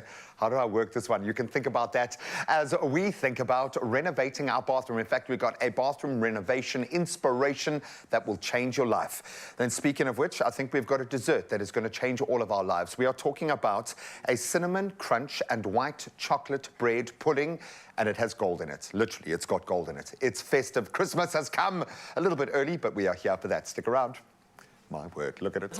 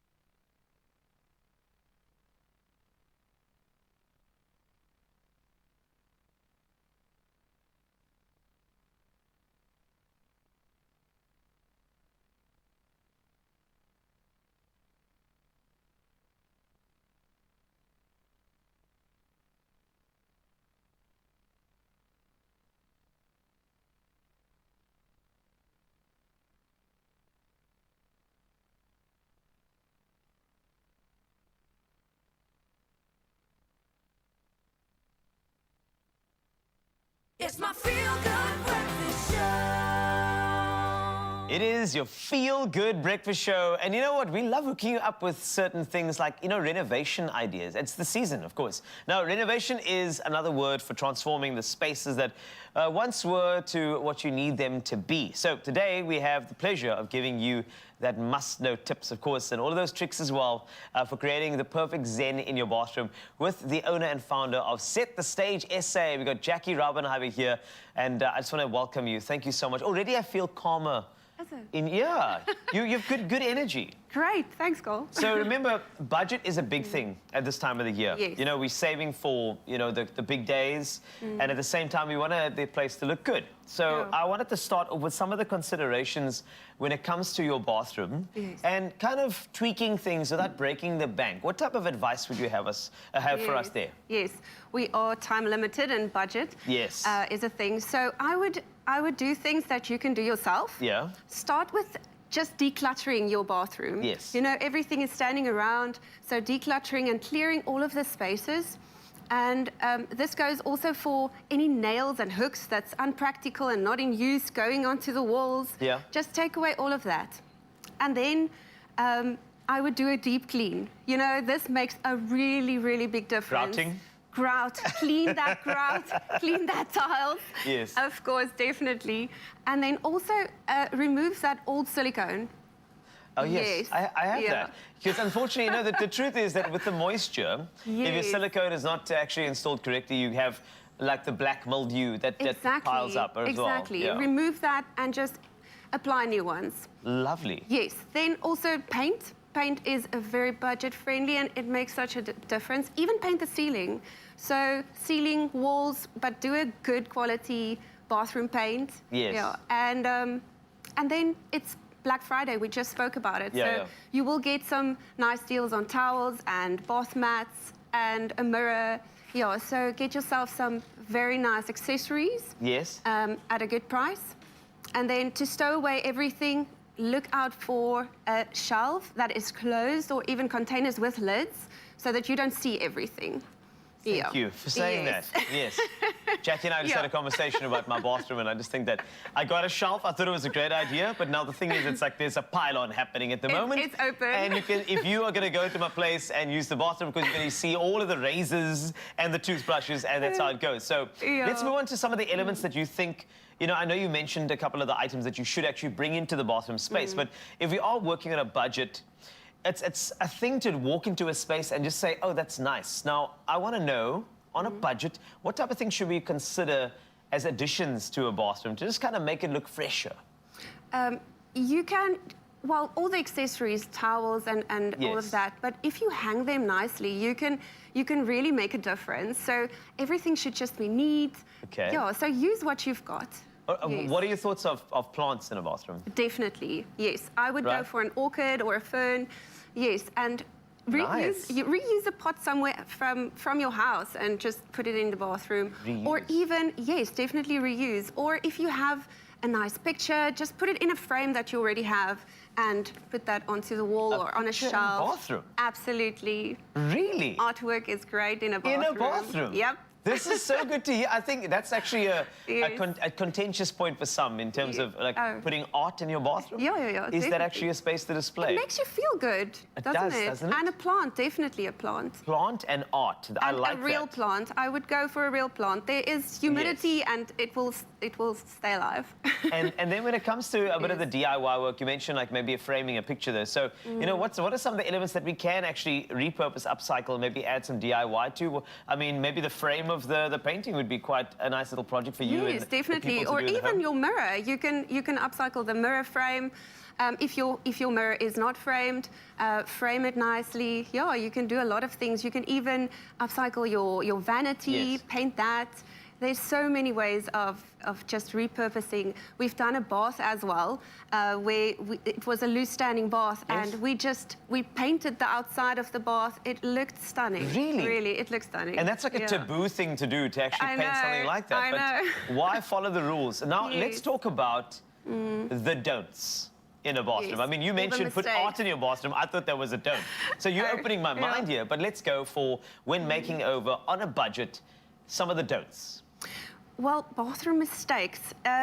There's quite a few. Okay, yeah, I know. and that is not planning. So if you fail to plan, you plan to fail. That is definitely a thing. So think of the layout. If you walk into your bathroom, is the layout right? Is it functional? Is it aesthetic? Should you change it? It is expensive to change the layout, but if the budget allows and it's really necessary, then you can just rethink the layout. And Yeah, so I think to not plan, that is definitely a really big mistake of just running into the thing and just starting something, and then you end up spending more or making a mistake, or you look at that wall, it's blue now, and now actually you wanted it to be more calm. Yeah. So I think planning is a very important thing. Lovely. And then going for trendy rather than just timeless. Yes. I think that is a big thing. You can rather bring in trendy when you put in accessories. So I would say make it just timeless in your bathroom. Light it up with a lighter color paint or something. Yes. Beautiful. I think so. That's great. And then also, changing the layout. That is going to be costly. Yes. As plumbing points, changing that it's really I know this. expensive. I'm going through it at the moment, trust me. And this is why this is a good conversation. Yeah, it's very, very pricey. But I'm glad you added some things. And Jackie, you've been such a wealth of knowledge in this. And also on a budget. You know, it's that time of the year. We love renovating. We love freshening things up. So thank you so much for your advice. It's been wonderful. Now, art and plants in your bathroom. Go for it. Please don't be shy. Don't be afraid. But of course, do it on a budget. And now that you've been inspired, and of course, you have a long-awaited renovation coming up. And it's like a micro renovation. I believe that Twin Saver is giving you one better with a chance to win one of 10 bathroom makeovers worth 30,000 Rand. If you want to go get some details, go to twinsaver.co.za and good luck. All right, it's time to grab your rolling pins and put your skills to the test because the Golden Baker search is back, baby. Oh, yes, Come on. it is. It's time for you to prepare to step into the world of festive celebration with Golden Cloud and Beacon and ignite your passion for baking. Obviously, it's time to get you inspired as well, and we're obviously making something absolutely delicious. We're talking about a cinnamon crunch and chocolate bread pudding. Oh, yes, please, a decadent recipe, and it's going to create an everlasting holiday memory. Oh, this is a winner, bud. You know why? Because we can make it, okay? I believe so, yeah. After looking at our, while we're really pushing people to enter the Golden Baker search because it's life-changing for the winners. It is. I think we're enjoying, because we fast a lot, okay? So we're constantly being put into these situations where we literally, we obsess over food. So to be able to make food like this, amazing. But you saw our celebrations after just one creation, okay? That's how much we back ourselves. So the bar's been set, man. It really has. What I love about this is it's quite unforgiving, okay? Or quite forgiving. It's forgiving because it's so easy. Yeah, That's and it's maximum output. You get a huge reaction from the crowds when you bring this out, but it doesn't take a lot to make it. So we're going to use our brioche bread. A brioche. Yeah, man. Okay, so get chunky, bro. So basically, I'm going to chop this up into little chunks and kind of like rustically spread it out over our tray because it's going to allow for all the other magic to come into it. So I'm going to get into that straight away. Obviously, we've got a mix here that needs to be prepared, but I'm going to start creating some chunks and popping this in because this is the fun part. This is where you can really get creative and go wild with this one and really just kind of get it all plonked in there. Exactly. And yeah, I'm going to speed this up by just making some big chunks on mine right now. And a brioche is ideal here. A nice kitka. Even if you've got a slightly older bread, works really well in this that's sense, true, okay? yeah. So you don't waste any not, of it. Want not. You just, as you quite rightly said, nice rustic. I like the way you're managing expectations there. It must look rustic, okay? But you want lots of edges to be able to draw in all the moisture and those sorts of things. And of course, we're going to be putting a beautiful cinnamon crumble on, but underneath that, the golden magical layer is our beautiful Beacon white chocolate. So I'm going to chop these up. And again, nice big rustic chunks. It's about the flavor. It's about the flavor for you. It's about the fun for me in the kitchen. And I think it's the fusion of all of that that comes together and brings this to life. You're speaking about cinnamon as well. It's weird how cinnamon has this warmth, this undertone of like festivity, of Christmas. I don't know if you get that or if it's just my nostalgia coming through, but that's the kind of feeling, the kind of flavor that I think works so well with baking right now. It's sensory. That's exactly it. So now the fact that you're combining this with some chocolate too, get out of here, bro. And I think the white chocolate is the right kind of counterbalance. I think, those chunks look amazing. You are chunky, man. Told you. You are chunky. I know people say that you're lean, but you're chunky, This is the only time I will take that as a compliment, bro. Thank you. I don't know if we're supposed to use all of our ivory cream, but I'm going to use all of the ivory cream because it's just so amazing. I'm actually going to snap these up a little bit. I don't think anybody's going to complain if you add more of that into it, bro. So definitely bring it on. And again, this is the thing I always talk about, including the kids in your festive cooking, because you've got a lot more time with your kids, okay? Yeah. They're on holiday pretty soon, but this is a great way to get them invested, and they can have a huge amount of fun, taste as they go along, and you can inspire them to get baking as well, because that's the bottom line here. The Golden Cloud Baker Search is about that. Okay, so as Raul mixes together our wet ingredients, what's going into our We've got some milk going in here first. We've got some cream to add to it as well. We've got 4 eggs, lots of sugar, and vanilla essence, and then a pinch of salt, just trying to balance it all out. That's going to make our wet ingredient list that kind of all comes together and it's combines. almost like a custardy type vibe there that it's going to semi-set in places. It's going to be crunchy on the top. It's going to be beautiful and unctuous underneath.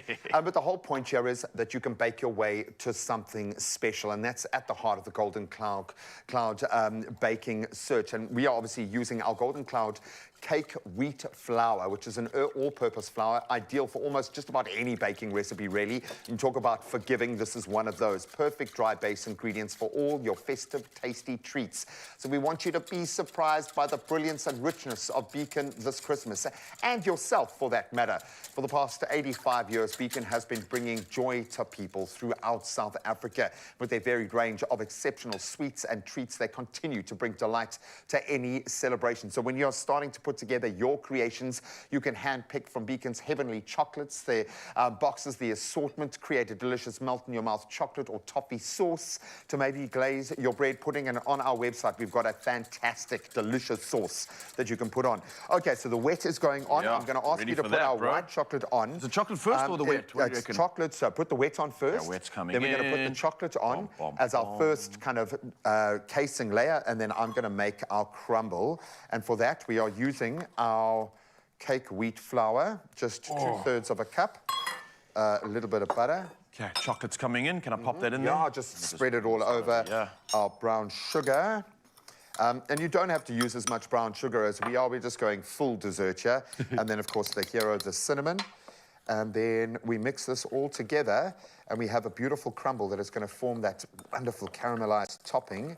It's going to be crunchy. It's going to be amazing. And then, buddy, I'm going to hand it over to you. You can just spoon this over. Look at how amazing that is. Bro. Oh, it's going to soak up all of that beautiful sauce, and then this is going to crisp up on top. Well done on this, man. Oh, absolutely beautiful. So you can head over to expressoshow.com to recreate this yourself, get all of the inspiration you need, and of course, that sauce is to die for. We've got those ingredients as well, and hopefully this inspires you to go out and enter the Golden Baker Search. Go and do it for yourself. It's going to be a goodie. Spectacular. Can't wait.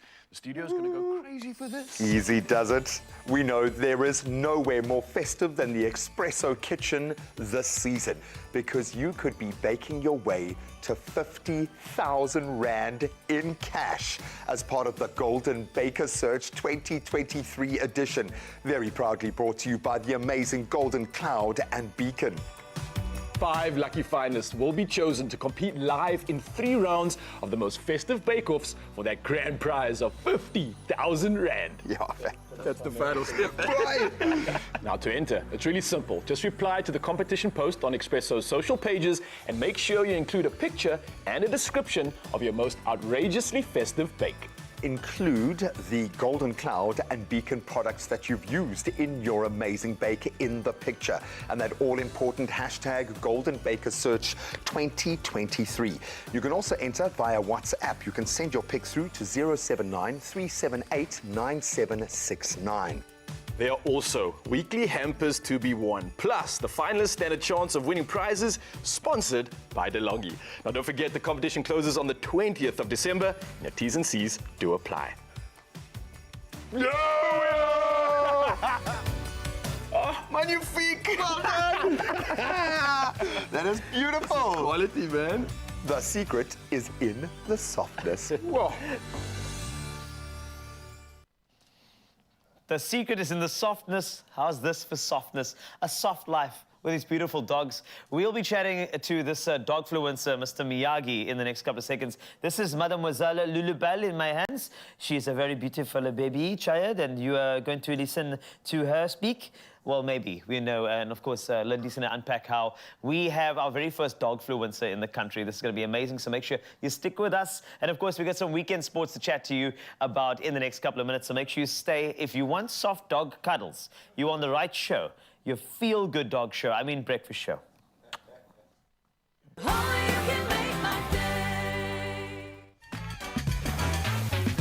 Holiday heartburn? Well, find the fix with citrus soda this festive season. Stand a chance to win 5,000 Rand cash prizes each week when you answer our weekly questions on Expresso's Facebook, X, formerly known as Twitter, or Instagram with hashtag #CitroSoda. Let's keep indigestion away and enjoy heartburn-free holidays.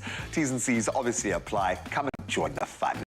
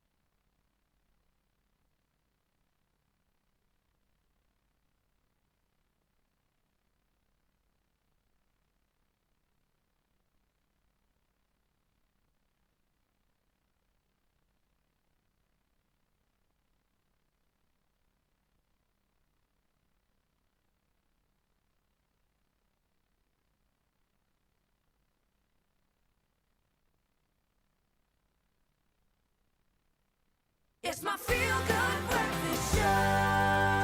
Welcome back as we get excited about sport. Gear up for the Rugby 10s Championships 3rd edition in Strand, South Africa.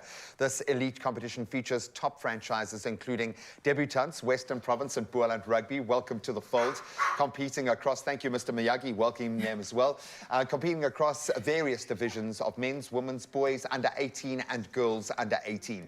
This is where it literally all begins, and the event fosters inclusivity, promoting diversity and equal opportunities in rugby. And now that the world is so excited about rugby, we are here for that. Day one took place over the weekend, and here to chat all about this amazing tournament is Rugby 10's Championship CEO, Andrea Trafashu, and San Clemente Rhinos women's coach, and of course, former player Lorinda Brown. Welcome, ladies. Thank you so much. Thank you. If I'm getting this excited just introing what we're going to be talking about, you must be overwhelmed right now. I don't know how else to explain, because the world is so interested in rugby, with good reason, and this is how you implant that in a younger generation. So, Andrea, maybe I can start with you. For the uninitiated, what is Rugby 10s? Where does it fit into the rugby ecosystem? Well, you have seven players on the field. 7 minutes each half. You have 15 players, 80 minutes on the field, and you have 10s in the middle. You take 7 players, 15 players, and you have a short game of 20 minutes. It's 10s. It's very tense, and it doesn't feel short. I can promise you it doesn't feel short, Not having for the played in players, these tournaments. But it is amazing. And it's an opportunity to maybe widen the circle, because I think a lot of people see the traditional formats of rugby as being very white, very male. Let's start there and leave it there, because that's pretty much where rugby has sat. Not this year. We've been given examples of the most incredible women's athletes doing incredible things on the global stage. Now into its 3rd year, what do you think gives us the gravitas? Why is this such an important developmental tool for all rugby, do you think? Just the correction game. It's Lorena Brown. Duplessis, I want to keep the Oh. peace. It's Monday, I want to Yummer, keep the peace. yummer. So Well, you've got it's someone to Brown blame, it's all right. Duplessis. Congratulations. Okay. Thank you very much. firstly, when we talk about equality in RTNC, we talk about, we look at equality over across the board.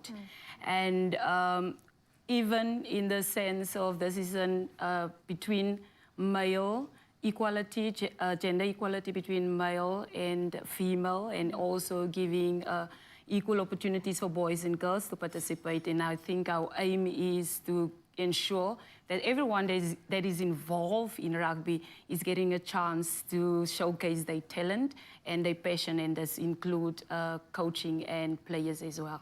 You forget there's supplementary structures, and for every one young star that gets to get the professional career, there are 9 players that will get schooling or opportunities in schooling, that will get aftercare, that will get their tribe, their people around them, they will develop resilience, social skills. There are so many other areas that underpin, but it needs to still provide amazing rugby. How was this weekend? What were your thoughts of the action on the field? Because that's when it gets most exciting. It's very competitive, right? Yes. Yeah, the level has increased in the last 3 years. We've got elite players from all over the world. We've got Olympians, World Cup players, national team players. We've got gems from countries like Colombia and Spain and Israel and Ireland, and a lot of local talent. Yes. Yeah.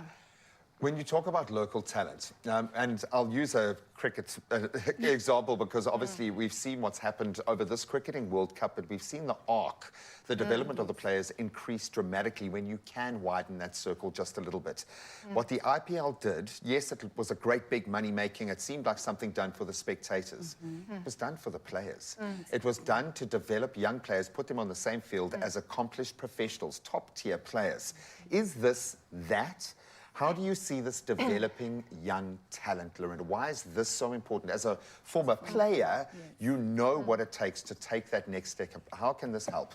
I think getting in the same place as players that Andrea mentioned, getting in the same room and the environment as World Cup players as a youngster. I think your boost must be upped.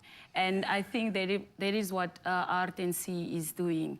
Getting exposure to locals, getting exposure to everyone so that they can meet each other halfway and see how can I develop, what can I do when I go back home.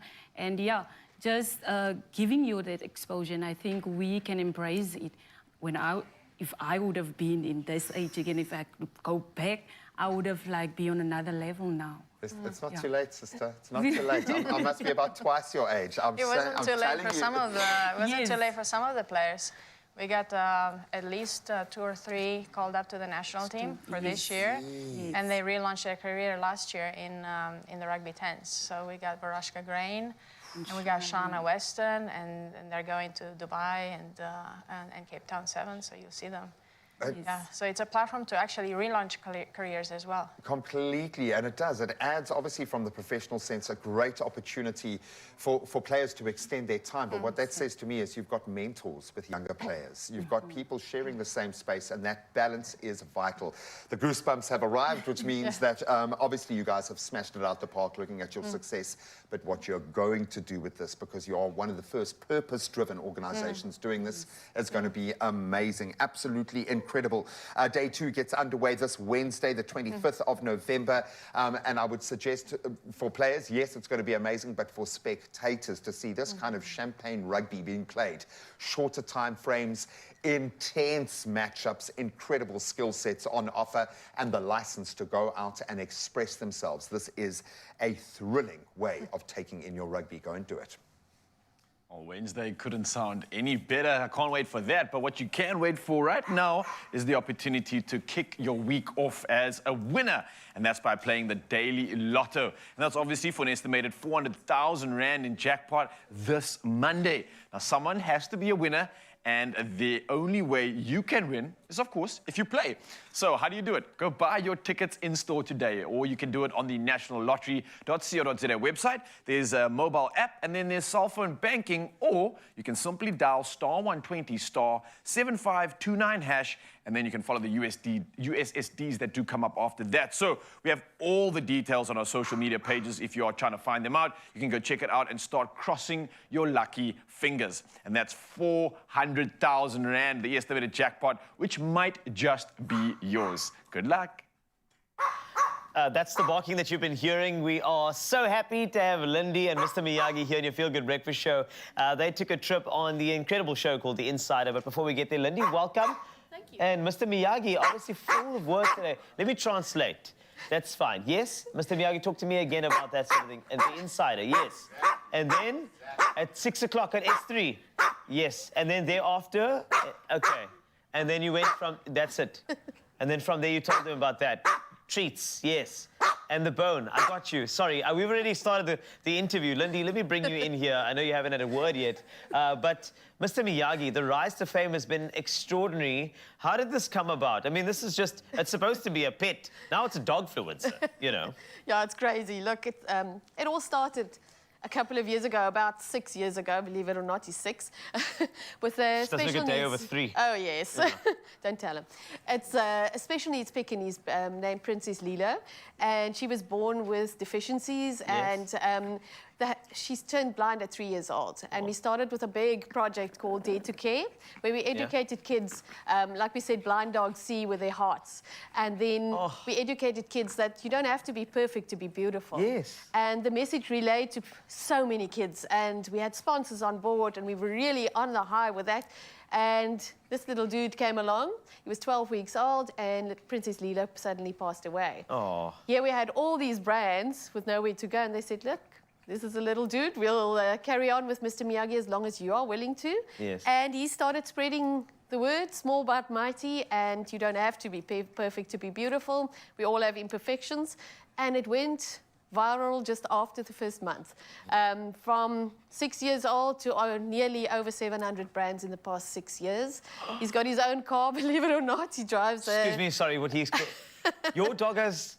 Does Mr. Miyagi have his own car? Yes, he's got a remote control Beetle. Look, he wants to upgrade to Ferrari. Don't tell him. Not getting it for Christmas. Oh, my word. This is great. Yeah, so it's, roller skates. We do the look, weird things, weird and wonderful. I can only imagine, hey? Look, it's an unboxing video must be quite interesting with Mr. Miyagi, you know, having to rip through. But you have this amazing relationship, right? How has Mr. Miyagi changed your life? And also, I don't want to discredit Mademoiselle Lulubelle, who's in my hands right now as well, but how has it been? I mean, obviously, this has been a meteoric rise of Mr. Miyagi, so how has your life changed? Yes, as the manager, you're like Kris Jenner of a dog. Yeah, that's funny. People know me as Mr. Miyagi's mom. I don't think they know my real name. Lindy! It's quite weird. Yes? Yes. Look, it's changed completely from being in the model and film industry for many years. Yeah. Now it's changed to being behind the camera as the manager of a world-famous dog. It's on set of films, TV commercials. I mean, his Mentos Yes Fresh commercial gained 36 million views. What? I've never done a commercial that gained so many views. Oh, so I'm quite jealous, to be quite honest. But yeah, it's changed our lives for the good too, not just for fame. Yes. He's an emotional support pet, believe it or not, with the noise and all. Yeah. He's a qualified therapy dog too. So he goes to hospitals and special needs institutions. So he's not only changing our lives, but he's touching so many lives on his daily routine besides doing movie and influencing work and things like that. And I mean, the Insider, I know there's going to be a couple of tricks that you may have, shown on the show. We're looking forward to it at 6 o'clock tonight in S3, with repeats, of course, on Saturday. That'll be at 1 o'clock, and of course, Sunday's 10:30 a.m. But I'd love to see a little trick from Mr. Miyagi. I know Mr. Miyagi's been barking at all the cameramen. I understand why, because they are quite imposing men. All of them go to the gym too often. But is there a little trick you can show us? Yeah, sure. We brought some of his favorite stuff. Yes, please. I will hold Mademoiselle Lulubelle, who's now my therapy dog for inspired. Expresso. Okay, look, let's just get this right. Mr. Miyagi, you got this. Miyagi, service, please. Come, service, please. Come on. No, not about to look there. Service, please. Now his bell doesn't want to ring. Yes. Service, please. There we go. Good boy. And he does this weird thing where you sneeze on command. Let's see if it works. Yeah, sneeze. Good boy. That is amazing. Service and sneezing. Service and Great. sneezing. Lindy, I know it's tough to be in the shadow of a dog. No, I'm kidding. It's a beautiful story, and we love the fact that you love animals so much. They are enduring, they're beautiful. So catch Mr. Miyagi as well as Lindy on the Insider this evening, 6 p.m. That'll be on S3. And of course, I'll be continuing to hold Mademoiselle Lulu Bowell. Thank you very much for coming in. Such We a do pleasure. appreciate that. A dog fluencer on your Feel Good Breakfast Show.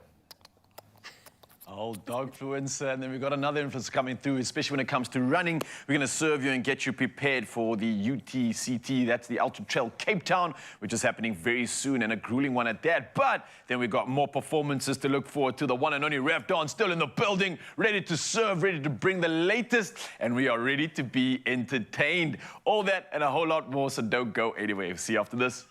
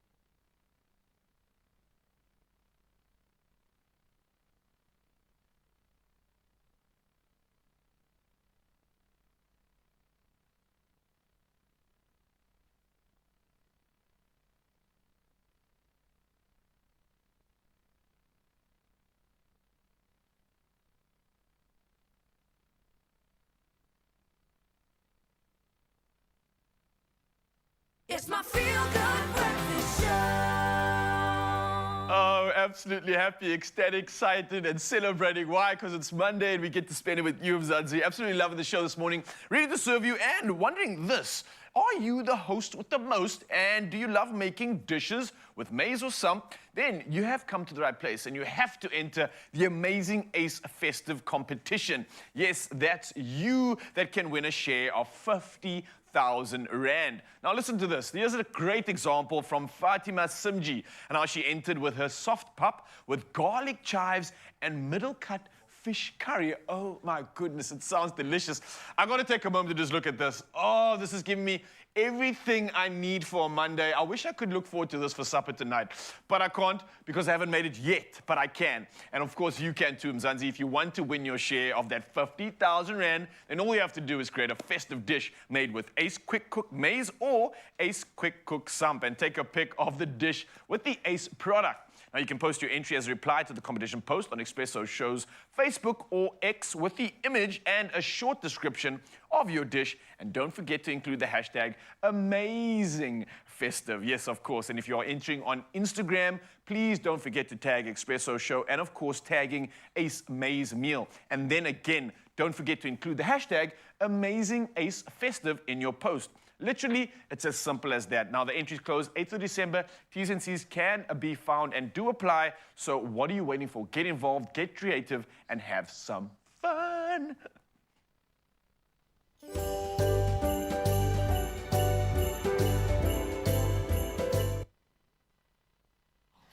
Let's take a look at your news, of course, just after 8 o'clock on your Feel Good Breakfast Show and everywhere else. Let's start nationally. Parliament has temporarily suspended 9 employees over the fire that broke out at the Parliament buildings in January 2022. Parliament had ordered an external investigation into possible administrative irregularities which occurred.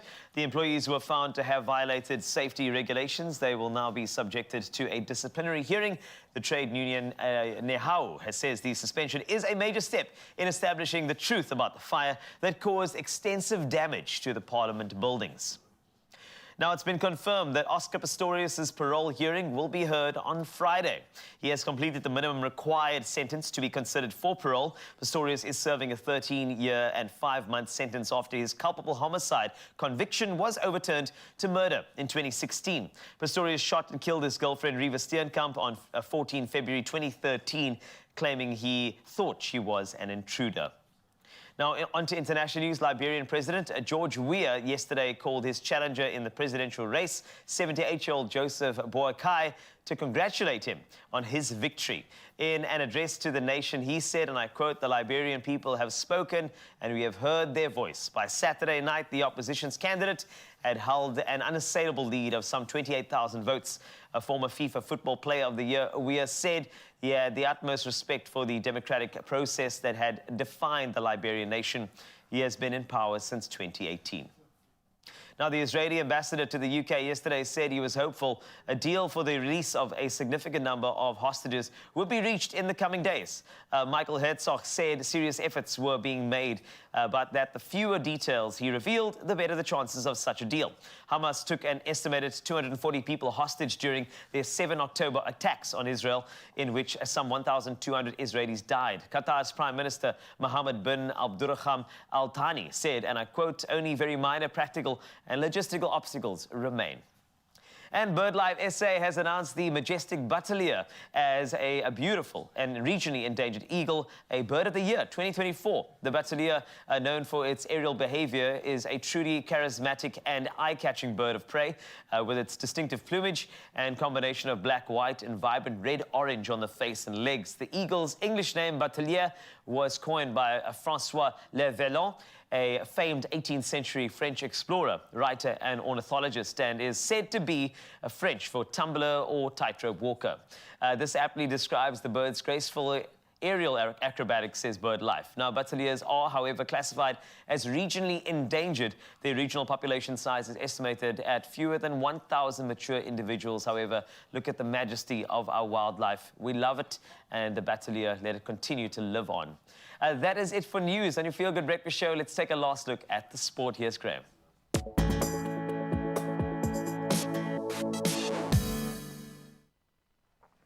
I know it's a bit of a pill to swallow, but let's do it anyway. Let's start with the cricket and some massive kudos in a stunning World Cup final upset. Australian opener Travis Head, he took his moment again, a sensational century, 137 of just 120 balls, leading his team to a resounding 6-wicket victory over host nation India. Definitely an upset. So chasing down what was a modest 240 set by India, Head's remarkable innings, supported by Manus Labuschagn's crucial 58, very well paced, that overshadowed India's earlier dominance throughout the competition. And Captain Pat Cummins' decision to bowl first definitely paying off. Mitchell Starc 3 for 55 there, further securing Australia's triumph. And despite Rohit Sharma's aggressive start, India faltering at 241 for 4 in 43 overs, stunning a record crowd of, get this, 120,000 at Ahmedabad's Narendra Modi Stadium. In fact, built for a different result, I think. And Australia has now taken the double after winning the Test Championship over India earlier this year for their 6th world title. Incredible.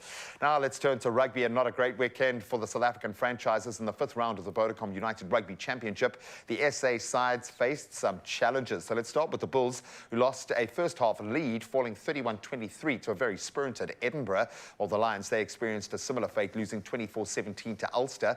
The Sharks, they'll be kicking themselves. Their errors led to a narrow 13-12 defeat at the hands of Connacht. Flip side of that coin, Munster, they remained an unbeaten record against the Stormers with a 10-3 victory in Limerick. Stormers struggling on the road. So after 5 rounds, Leinster leading with 20 points. The Bulls, Stormers, Lions and Sharks holding 7th, 9th, 13th and 16th spots respectively. perhaps a bit of burnout post-Rugby World Cup, or rugby burnout in general, but a lot of work to be done there. Not so for the reigning world champion in Formula One, Max Verstappen. He secured his 18th win of the season in an exhilarating Las Vegas Grand Prix, overcoming a 5-second penalty as well. So Ferrari's Charles Leclerc, he claimed second place on the podium, overtaking Red Bull's Sergio Perez on the final lap. And French driver Esteban Ocon finishing fourth in a race marked by numerous lead changes and overtaking maneuvers. Let's say Vegas did not disappoint. And Verstappen, who was initially critical of F1's return to Vegas, he celebrated with a Viva Las Vegas on the team radio, winning by 2 seconds or 2.070 seconds over Leclerc in the latest starting race in Formula One history, in fact, but I don't think the fans were complaining. Then we turn to tennis. Novak Djokovic, he has been at his best, and he again asserted his dominance with a straight set 6-3, 6-3 victory over Italian Jannik Sinner, securing a record 7th ATP Finals title. So despite an earlier group stage loss, Djokovic put that behind him, his flawless performance captivating the Turin crowd. And the 36-year-old Serb's stellar season includes, get this, 3 Grand Slam titles and reclaiming the #1 spot from Carlos Alcaraz. Djokovic's win also marked his 71st big title that combines Grand Slam championships, Nitto ATP finals, the ATP Masters 1000 trophies, and I think he's got many more than anyone else. And then, of course, the Olympic singles gold medals, solidifying his unmatched success in tennis history. Yes, we will call him the GOAT because that's what he is. You can find me on social media if you disagree, but that's where we leave our sport for now. Let's get into the traffic one last time before we take in the weather.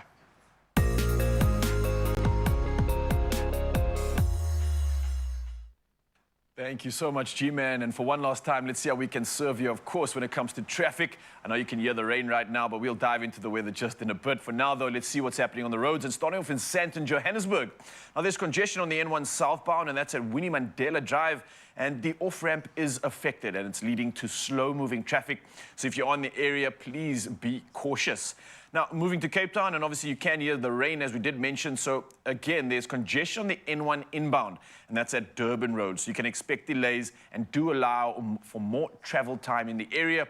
And of course, with the weather at bay, it's time for everybody, I think, to just buckle up again, stay safe, and plan your routes accordingly. From the road to the sky, let's dive into weather.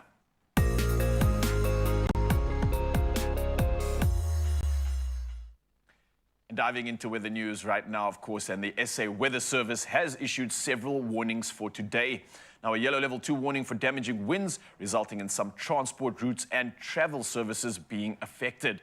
And over most parts of the Western Cape and the interior of the Namakwa district in the Northern Cape, a heat wave with persistent high temperatures is also expected in places over most parts of the Eastern Cape until tomorrow, but lasting until at least Wednesday in the low veld of Mpumalanga, the Limpopo province, and the extreme northern parts of the city of Tshwane and the western parts of KwaZulu-Natal. Now, on top of this, adding to the warnings, extreme higher fire danger conditions are expected over the central parts of the Western Cape, the Namakwa district in the Northern Cape, the central and northern interior of the Eastern Cape, and the northern parts of the Limpopo province. Well, straight from our weather news, let's dive into our final celebration moment for this morning, and that's, of course, our sunrise view of the hour. We get a lot of these sent in. It's very tough to choose a winner, but, of course, for this morning's edition, we're going international, and our friend Ridwan, our son, all the way from Dubai. Our brother, we absolutely miss you, but are so grateful that you could share this incredible shot with us. Man's living his life up there somewhere in an infinity pool, overlooking the horizon, and look at the glow of the sun just coming through in the distance. Oh, what a magnificent shot. Ridwan, I hope you're doing the most and having an absolute incredible time out there. And Mzansi, thank you again for sending these pictures through. The number's 063-408-8863. We'll do all again in the morning. For now, though, let's take one last look at your temperatures on your side of town.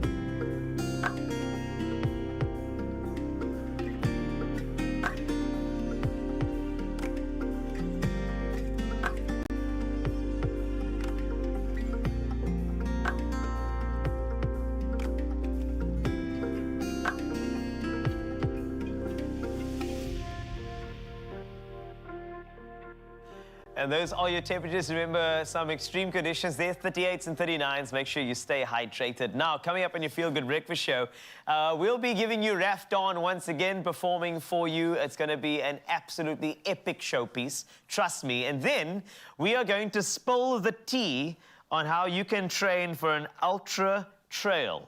And that is going to be something, it could be a little different, but don't worry. We got you covered on your Feel Good Breakfast Show. So make sure you stand by for that tea coming up in the next couple of minutes. Make sure you stay there. In fact, why don't you get yourself a cup? We'll be right back.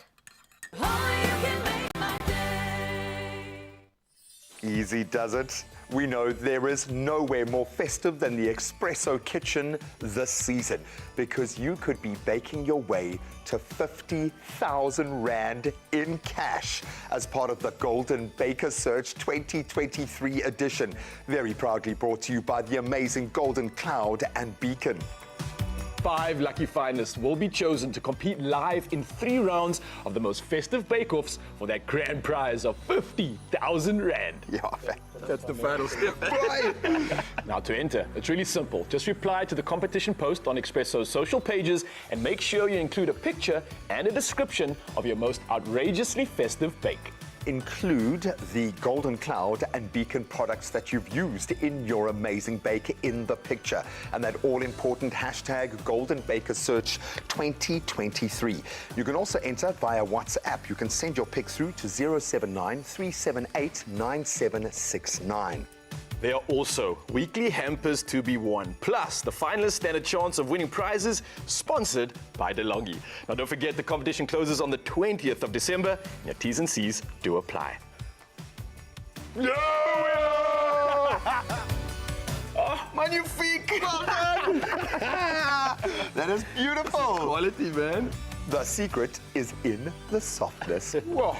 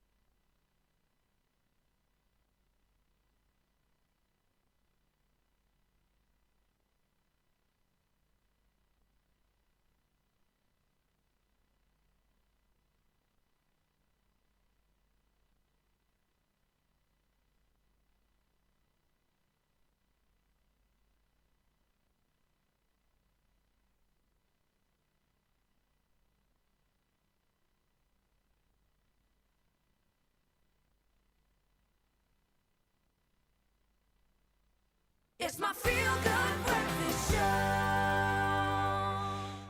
Good morning, trail running enthusiasts. I say that like you've only just gotten up, but you've probably just come back home after your run this morning. So good to be connecting with this tribe. We are thrilled to celebrate what is a momentous occasion, the inclusion of Ultra Trail Cape Town in the very prestigious World Trail Majors. It's about time, and this remarkable achievement not only elevates the event's status, but also places Cape Town on the global map as a premier destination for ultra trail running. We've been knowing this, we've been sleeping on this, and joining us now to delve a little deeper into the world, this exhilarating sport, and explore the implications of this groundbreaking development, we have two, I think, living exponents, and they're going to give us some insight. We've got race director Stuart McConaughey and middle distance runner Tony McCann. And I say middle distance like I remember middle distance, but it's not middle distance, it's long distance. It's all long distances, and we are here for that. So congratulations on a massive moment for the sport and for South Africa. Maybe, Stuart, let's start with that. Why is this so big? Why are we all buzzing? Why is the world of sport, not just the trail runners out there, buzzing over this announcement? Yeah, it's fantastic for us, and obviously and the city, for South Africa, and the sport in general. It really elevates not only locally but internationally the event, and that's ultimately what the biggest piece of this will be, is that you know, Cape Town is seen in this in the global light as one of the meccas, I guess, of trail running now. Because you can do it all here. You've got every kind of environment, every kind of terrain, and you can keep running for days, literally. Tony, I've got to ask, what is the spark? Because I think there is the sense that you're genetically predisposed to trail running. I discovered it quite late in life, and I rediscovered my love of sport. What was the draw card for you? Why do you love the sport so much? A bit like you, I fell out of love with running for my high school career and moved to Cape Town for university, saw the mountain and was like, I've got to be out there, you know. Being out on the mountain it's peaceful, it's meditative, but it's also empowering. You like get to the top of Table Mountain and you're like, damn, I did that. That's cool. And you look down and you Yeah. see a different world. Absolutely. I think you start to see yourself differently. We are blessed to have that genetic material in South Africa. We've got some incredible athletes doing amazing things on the world stage. It's the ladders to get to that point. Having a focus on South Africa for local athletes, as someone who's experienced what it's like to compete against the best, and the level is insane at the moment, how important is it having these marquee events here in South Africa, this global connection? Yeah, I think that's very much one of the points that we've always driven home with R&B at UTCT, is that we wanted to bring the best of the rest of the world to Cape Town to give the opportunity to our local athletes to compete. Yeah. For them, but for us. Yeah, and for us to see them running on our local trails, for us to host them and show them our mountain and represent Cape Town and South Africa. So it's been amazing watching the event grow, the community grow with the event, and people getting into the sport in serious numbers as well. And that's, for me, I've loved the camaraderie. I talk about the tribe. There is a tribe here in South Africa of runners, of incredible kind of practitioners who are going out there and doing this every day. If I want to plug into that, where do I start, Tony? What is a great way to approach training, nutrition, and mindset to get into your game? Look, I think Stu's been one of the integral pieces in that, creating such an incredible community around the R&B UTCT, but also, you know, Tuesday Trails. It's one of so many incredible groups that go out onto the mountain, and, you know, you get to share that space with people and learn and grow from them. But at the same time, I think, you know, if you're going to get started, just go for a walk. You know, if a lot of people have smartwatches, take it off, remove that pressure. Because I think coming from a road background, especially if you're a road runner, oh, you're clocking everything. Everything is time-based. Everything is how fast I'm running, pace. You know, it's very easy to get caught up in the numbers. But I think trail running is a space where you can let go of all of that, and it becomes, you know, a place for you to feel and experience instead of watching numbers. Oh, completely. And the trail is beautiful for that, and I know, you know, I've got my Adidas Terex team here at the moment, and they always say the Cape Town community is really special. And yeah, so if you're new to it, I would say plug into that community. It's it's a perfect way to get to experience the mountain and see what trail running is all about. And also to use your body what it was intended for. We've got millions of years of evolution that have brought us to this point to be able to do this. So go out and do it. That's the joy. Just very quickly, if I'm an athlete wanting to compete and plug into this magic, how do I do that? Well, I guess like Tony said, you just get involved. You don't even need to be running UTCT to be involved. You can, we have 600 odd volunteers who help us. There's a lot of support aid stations where people can come and watch. We do broadcast the race live on our YouTube channel. So there's a lot going on this week. So just plug in and get a feel for it. So yeah, absolutely. Yeah. And just start moving. And the joy is you move a little bit more tomorrow, a little bit further the next day. Your brain registers those successes, but you get to soak up that green energy. That's for my son if he's watching right now. We all need a little bit of that, and we've got the best terrain and the best community to plug into to do it. So go and take that first step.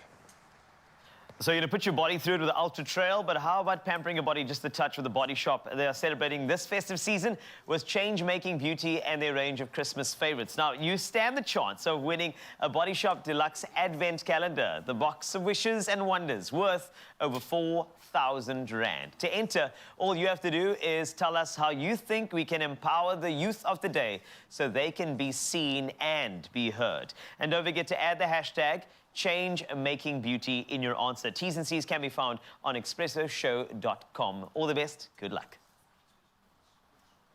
Oh, yes, and it's that time of the hour once again. It's time to entertain you, Mzansi. I know you've been loving what you're seeing so far, and we're going to keep that energy going. Oh, yes, because joining us right now, we've got singer, producer, and recording artist Raf Don back in the building. Yeah.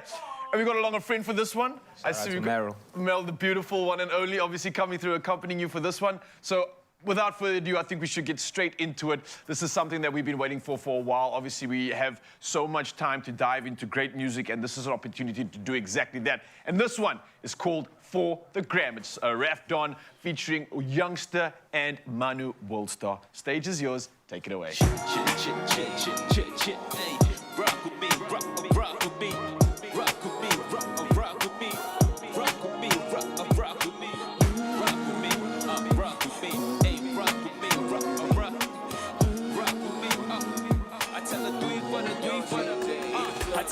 For the gram, shawty do it for the gram. I tell her do it for the gram, yeah, do it for the gram, yeah.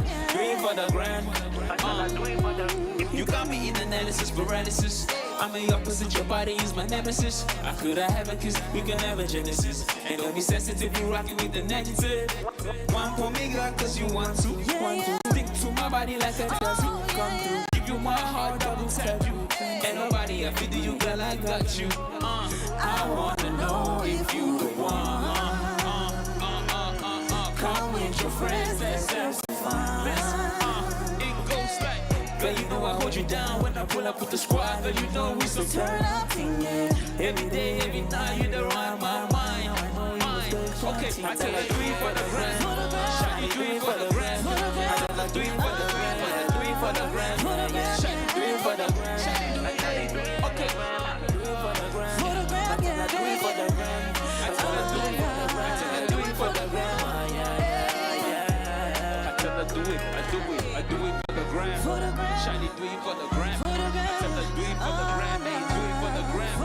Shawty do it for the gram. Shawty do it. I do it for the gram. Shawty do it for the gram. Shawty do it. I do it for the gram. Yeah. Do it for the gram. Yes, sir.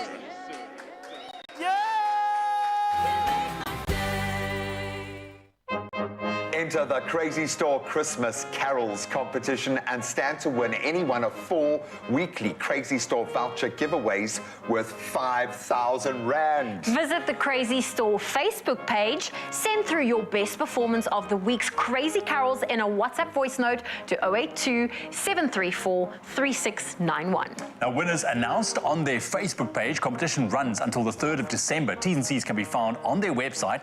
Now, this week's competition closes on the 26th 26th of November. So let's hear what this week's crazy carol is. For extra luck, we are going to try and sing along with you. Are you ready? Let's give it a go. It's none of our business whether you've been naughty or nice. Get dressed up in a whiz at our crazy, crazy price. Gifting bags and cards that won't break the bank. Picture frames for all your art and we don't even have much thanks. Hey, you can tell who made we sing hooray. Cause all our shelves are filled by gals with discounts on the brain. Hey, you can tell who made we sing hooray. Cause all our shelves are filled by gals with discounts on the brain. Well done. We tried. We tried. We tried. Sounds like a good carol. That's a good carol. Well done.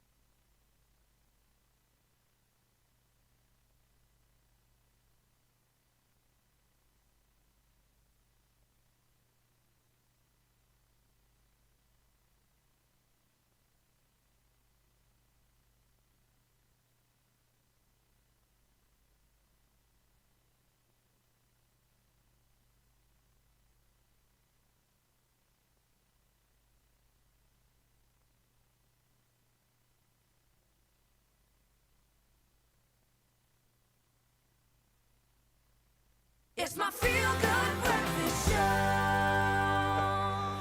Welcome back, you beauties. We love you. You know this. Oh, Hopefully you know. I love you. I love you. No. And you. Stop. No, stop. You.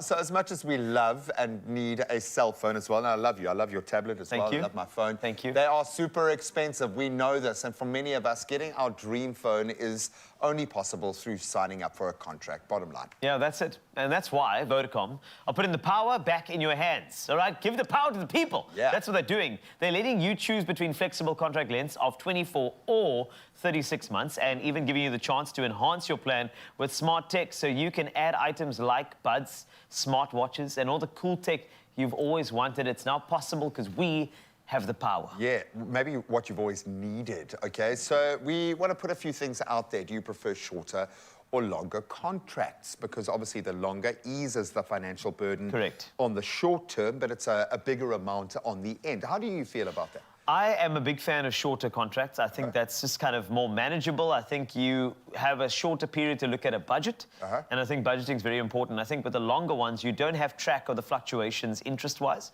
and I think that's kind of why I would go for a shorter contract. For me, it's almost the flip side because I've gotten to a point where I'm relying so heavily on my phone. Yeah. I've got an outdated model now. I need to make a plan. I also create content with my phone, so I need something that can deal with it. So how do you mitigate those costs? Well, maybe this is a question that you're asking yourself right now. Are you more enticed to choose a contract with the better phone or plan with more airtime and data? Okay, this Sorry is a very to spice it up even more. This is a very tough question. It's very tough because the thing is, you know, the better the quality. If you are somebody who is actually creating content, you want better quality. Now, better quality also there's more megs to your data, which means you're going to have to, WeTransfer it all over to your clients, whatever, which means you're going to have more data. So it's a big catch-22 here. I'm a bit in the middle here. And I suppose it speaks to how well you have planned that content flow. But how often do we find ourselves, like you arrive at studio where you can get the Wi-Fi so that you can get your WeTransfer files and you can download. These are complex questions. I get that. But all of us also have what we like, okay? And we know what we like and what inspires us. So maybe a bit of smart tech is what you need to go and inspire you to move a little bit more, to be more active. So when we look at like buds, smartwatches, speakers, appliances, home tech, is this something that you would want to work into your broader contract? I would actually like that, because I think that when you do work those things in, there's the convenience. You got your buds in your ears for your gym, the smartwatches to track the wellness and your wellness journey. If there's any other accessories that could enable you with regard to your content creation, if that's a thing, or perhaps you're adventuring out there. I think accessories are a big way of making tech movable and interchangeable within your life. So I think for me, I like that, so that if my phone's all the way in the corner and I'm here, I know I've got a message on my smartwatch over there. The buds as well. If you are going to gym, you don't want to dangle with the, you want something buds, you want something wireless. I like that as well. So that would be additions that I think could enable your life. And when the two of us aren't wearing our smartwatches, we're hiding from someone, hey? We're hiding from We are hiding something, aren't we? Now, all of this speaks to what you need in your world. And Vodacom Enhance is exactly that. They are giving you more flexibility and options so that you can make choices that suit you. So, how about this, right? You can get a Samsung Galaxy Z Flip for just $7.99 per month on the 2.4 gig Red Core plan. And then, here's the, you get... That's really good. 1,250 Rand back for free for in-store spend. So you can start adding on accessories, looking at the games, looking at the Don't blow it all on a cover. Don't blow it all. I mean, a cover is actually quite important. Honestly, insurance-wise, it gets acknowledged. But if you want to check out the deals and offers, I hope that we've tantalized your taste buds. Make your good decisions, but do it with the power in your hands. Voda.com/enhance and get enhancing. Mzansi, enhance what you love. Add more of what you need to your contract. Choose from a range of enhanced options in-store or online. Further together. Vodacom. Well, officially, and once again, let me say good morning, Mzansi. And I'm doing that with a fresh new burst of enthusiasm because it's time to embark on a fitness adventure. And we've got Tony in the building here. We were speaking to her earlier. She is a trailblazing expert, and she's going to come through with a guide to help us with our at-home wellness. And of course, when it comes to running, you know she's an expert. She's got a big race coming up. It's the 56, I believe. So it's time to unleash our power, learn about her power, and maybe we can pass that power on to you and help make something simple, effective, and exercises that can transcend trails and empower everyone to elevate their fitness levels and embrace a healthier lifestyle. So let's conquer this fitness journey together. And Tony's here to guide us through it all. All right, so the body's feeling good, right? You're in taper mode, I believe. So this is a good time. Let's not do anything crazy injury-wise. Let's stick to the basics, and I know Mzansi's going to love this. So I see you got a kettlebell here, right? If you don't have a kettlebell, I'm sure we can use other pieces of equipment, like a bag with weight in or something like that, right? So you got no excuse. That's what we're trying to say. But let's get straight into it, Tony. What are we doing first? I think the beauty of what I'm going to do now is that actually you don't even need a weight. Ooh, okay, there's nice. So much good that you can do with body weight only. So the weight is really, if anyone wants to add it in, I think that's something that you can progressively add Level up. as Okay, you this get is the better. goal. Yeah, okay, I that's like the that. goal. But we can start, without the weights for sure. Okay. So we're going to start by kind of warming up the hips, but also strengthening them. And running, especially trail running, is a one-legged sport. If you think about it, you're landing on one leg, and that requires a lot of stabilization. So you want to stabilize your hips, make sure you're strengthening your glutes and hip flexors, and making sure you're good there. This is why guys that just go gung-ho into the mountain trying to trail and haven't prepared roll ankles, knees, hips, lower back. It's a balancing sport at the end of the day. All right, let's get into it. All right, so what are you doing? We're gonna stand on one of your legs, right to left. Got you. We're gonna do a hinge at the hip. Okay. So you're gonna bend down like that, and it's not about squatting, it's about kind of feeling the pull down the back of your leg. Oh, in that hamstring area, You're gonna hinge. You don't have to go too far back, and then you're gonna come back up and balance like that. So you're gonna do, 8 to 10 on each side. And once you have kind of progressed, you can grab your kettlebell, starting and step it up. pretty light. So start light, and then you can kind of build it up. So again, we're gonna hinge down, drop the kettlebell, and come back up. Oh, that's a proper deep stretch. Like an eccentric load in the glute and the hamstring there. Yeah. And again, I also find like there's this desire to want to like fall over and stop yourself from falling over. That's a good thing though, right? To stay up. To keep that balance, it's, it's strengthening your ankles, And it's those stabilizing your hips. Yeah. And at the same time, when you add a little bit of a kettlebell, it's kind of a bit of a core workout as well. Oh, this is beautiful stuff. So- How many reps or sets would you do of this for a full like sort of workout? I would do about 8 to 10, depending on how heavy your weight is. Nice. If you're doing body weight, you could probably even push it to 13. And then, 3 sets of that would be really a solid way to and start. I think even if you're not a trail runner, a lot of guys out there and girls out there will just love the fact that this is going to get the booty popping. Absolutely. Right? Okay. Speaking of booty, Yes. the next one. So classic squat. Yeah. Everyone loves their squats. Yeah. So stand with your feet hip level, hip width. Hip width. apart. Yeah. And we're going to go down, but we're going to go down really slowly. So we're going to do 4 seconds down, hold for 3 seconds, and then 1 second up. Control the squat, all right? Yeah. Not many people do this. They often just bang it out and just yeah. go for as many reps as possible. I like this. Quality over quantity. Absolutely. So you said 4 seconds down, So, right? 1, 2, 3, 4, and we hold there. 1, 2, 3, and 1 second up. Whoa. All right, so exploding up, working the power, eccentric load down, working that strength, working that integrity, preventing injury as well. Absolutely. Tony Remember coming through with the goods, all right. When you're going down, you obviously don't want your knees to go over your toes, so make sure that you keep your knees in line with your toes when you're going down. All And right. you don't want to be bending over like this. You kind of want to be as upright as possible. Stay upright, use that hip hinge as best as you can, And get down nice and low. Oh, I've got a lot of rust 2, coming off here. 3, and up. Bang! All right. And then another progression again. You could bring in the kettlebell for that as well. So you're going 4 seconds it up. down. 1, 2, 3, 4. Hold. 1, 2, 3, and explosive up. Wow. And that'll Almost really got stuck get you in the bucket there. But again, this is as good for not only stimulation, but also a little bit of mobility. This is like active mobility. You can get deeper and deeper into that squat and really get the gains. All right, I'm feeling like I'm ready for a trail run already. This is getting me powered up and psyched. I hope you're enjoying this one, Zanzi. Again, I would imagine around 10, 12 reps, 3 sets in total. With this one, I would say closer to 8. Okay. Between 6 and 8. Because of that explosiveness, it really does work you quite a lot, and you're loading quite heavily.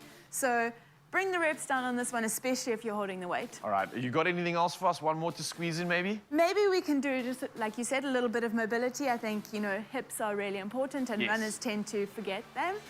So maybe some hip airplanes. Again, we're using your stabilizing leg. Yeah. We're going to go down into that hinge, and then you're going to open up your hips, Oh, my goodness. and then you're going to bring it back in. And you're kind Whoa. of going to load into that hip, kind of like as if you're going to spring like off in of it. almost like that running style, right? So you said Yeah, you so kind you're of gonna- first hinge, and then you open up. it up. Well, try balance as best you can. Yeah, oh, goodness. Come back. We'll come back down. Oh, that is So proper. that is called a hip aeroplane, and that's really great for mobilizing your hips, opening up that hip flexor. Oh my goodness, and I can just feel that stimulation. yeah. I can feel the hips opening up at the same time. Absolutely. This is fantastic. And a nice core glute workout as well. Proper, just to keep it stabilized. Yeah. Tony, this is incredible stuff. Focusing on the basics, but also the importance of how to do it correctly. And I think this is essential. Anybody can literally do this, as you've seen, and you can have fun with this. Put it all together, and it's an entire workout. But for now, I want to wish you nothing but the best of luck. You are absolutely incredible. I think you're going to have a phenomenal race. So enjoy it, be present, and have fun with it. I hope you can hear some good stuff. For you, Mzansi, keep working, keep fighting, keep putting the hours in, be consistent. And next thing you look around and see what's happened, you've made success. That's what it's about. A lot of success still coming at you in your Feel Good Breakfast Show. So don't go anywhere, because we are ready to serve and entertain.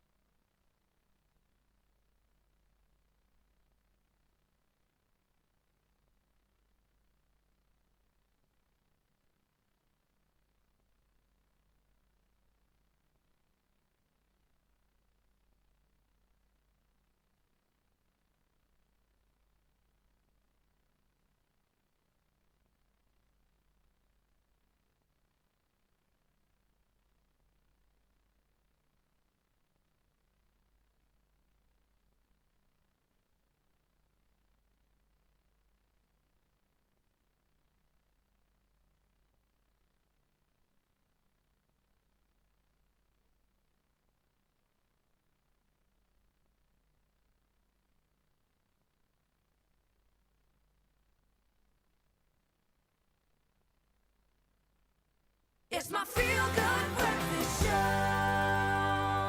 Welcome back to your Feel Good Breakfast Show. Expresso here on S3, and I've got an incredible opportunity for you. That is to just look after your body. The Body Shop is celebrating this festive season with change-making beauty and their range of Christmas favorites. Now, you can stand the chance of winning a Body Shop Deluxe Advent Calendar, the box of wishes and wonders, and this is worth over 4,000 Rand. That's right, the Body Shop has an Advent calendar. Now, to enter, all you have to do is tell us how you think we can empower the youth of today so they can be seen and be heard.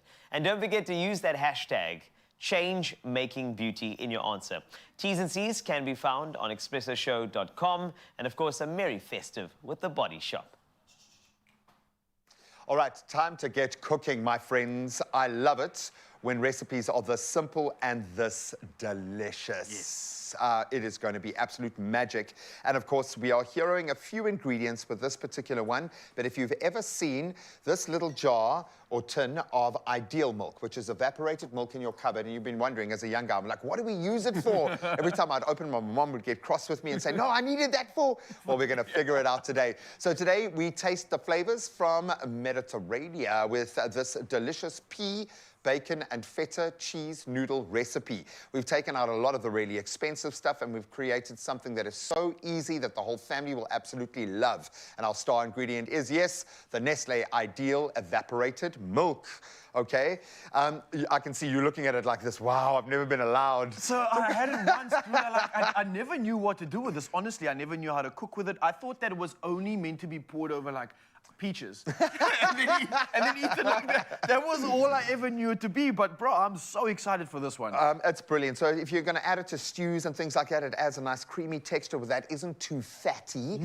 Here's the crazy thing is you can even add the same amount of water and use it as normal milk. So basically it is just like milk that's been kind of had a bit of the water taken out to keep a lot of the goodness of milk in there so that we can use it to bake. So I'm going to get cracking here before my pan gets too hot. So we're using our 2-minute noodles. Nice and easy. Peasy, and most of us have this. Most of us will probably have a version of any of these things in the pantry staples almost. Yeah. Oh, completely. But I think noodles have become like a staple in many a home. Oh, for sure. And almost everybody knows how to make it. So this is already becoming quite easy from the looks of it. Okay, so this is quite hot. So I'm going to make you popped in some butter, and then what was that, flour? And flour, so we're making it's going to be a bit of a dark roux.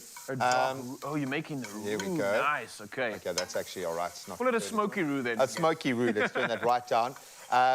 So ideally you want your kind of white sauce to form, and then we are using our evaporated milk before that goes too far. Well, can we talk about the smells coming through here right now? There's a creaminess, there's a blend of, I wouldn't say it's smokiness, obviously, but it's a really nice texture to this as well. And again, how simple and how easy the Ideal milk works. We're adding our Graham and Ryle flavor notes. You know how we do. You know how we do. Okay, then what we're going to add is just some of the juices, the sauce. Whenever I ask my son, do you want the soup with your noodles or not? Because there are some flavors in there. Okay, the noodles have absorbed quite a lot of it. We want to put it in there. So you're mixing the sort of like soupy part of the noodles with that roux right now. And it's just to add a bit more substance, a little bit more. And then we're going to literally add everything in. So this is where I need your help, son. I got your help Okay, here, bro. so we're going to put a pinch of black pepper. Okay. Then we need our chives. Are going to go in. Peas up next. Absolutely beautiful. We're going to put some peas in there as well. Some bacon. And then can you crumble that feta up for me? Just so you can actually do something, man. Because I can actually do something. The shade is real. No, bro, I'm so proud of both of us. We've been able to bake and cook. Yeah. I'm really impressed, dude. You've made some absolutely incredible meals and definitely inspired by how easy some of the ingredients are. And especially when you get something like this. Let's talk about the Ideal milk right now. It's something that just works so easily together. Look at how it's coming through right now. Add some crumbled feta to that. Oh, champion. Well done, son. Voila.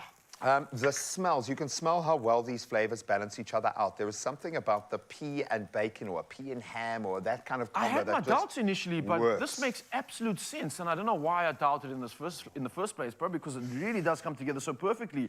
Something I've been missing in my sort of a balanced meal approach are flavor profiles like this. Completely. Loving it. I love it. Loving And from a nutrients perspective, this is ticking kind of every box. There's a lot going in here. So I've just added the lemon juice. I'm going to add a little bit of zest this up as well? lemon zest as well.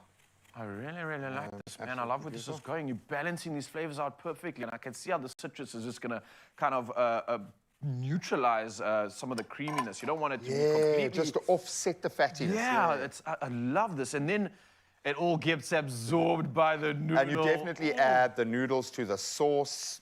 And, you know, again, we're looking at those forgiving recipes for ourselves, being the kind of chefs that we are. You want to be able to do something really quick and delicious and nice. So as I said a little bit earlier, what we love about the evaporated milk, it adds some great creaminess to soups, to stews, pasta dishes as well. It makes a little go a very long way. But I think it adds kind of like a roundness, a well-rounded taste, if that makes sense. And obviously takes a bit out of very fatty dishes. It can kind of make a little go a long way in that sense.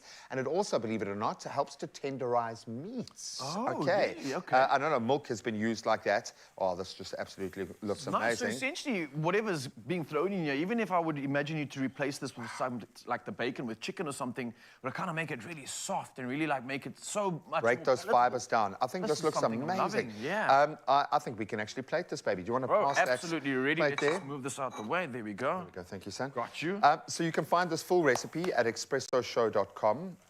The sauce is king. No, brother, you have outdone yourself on this one. Look how good this looks. Oh, man, and it smells amazing.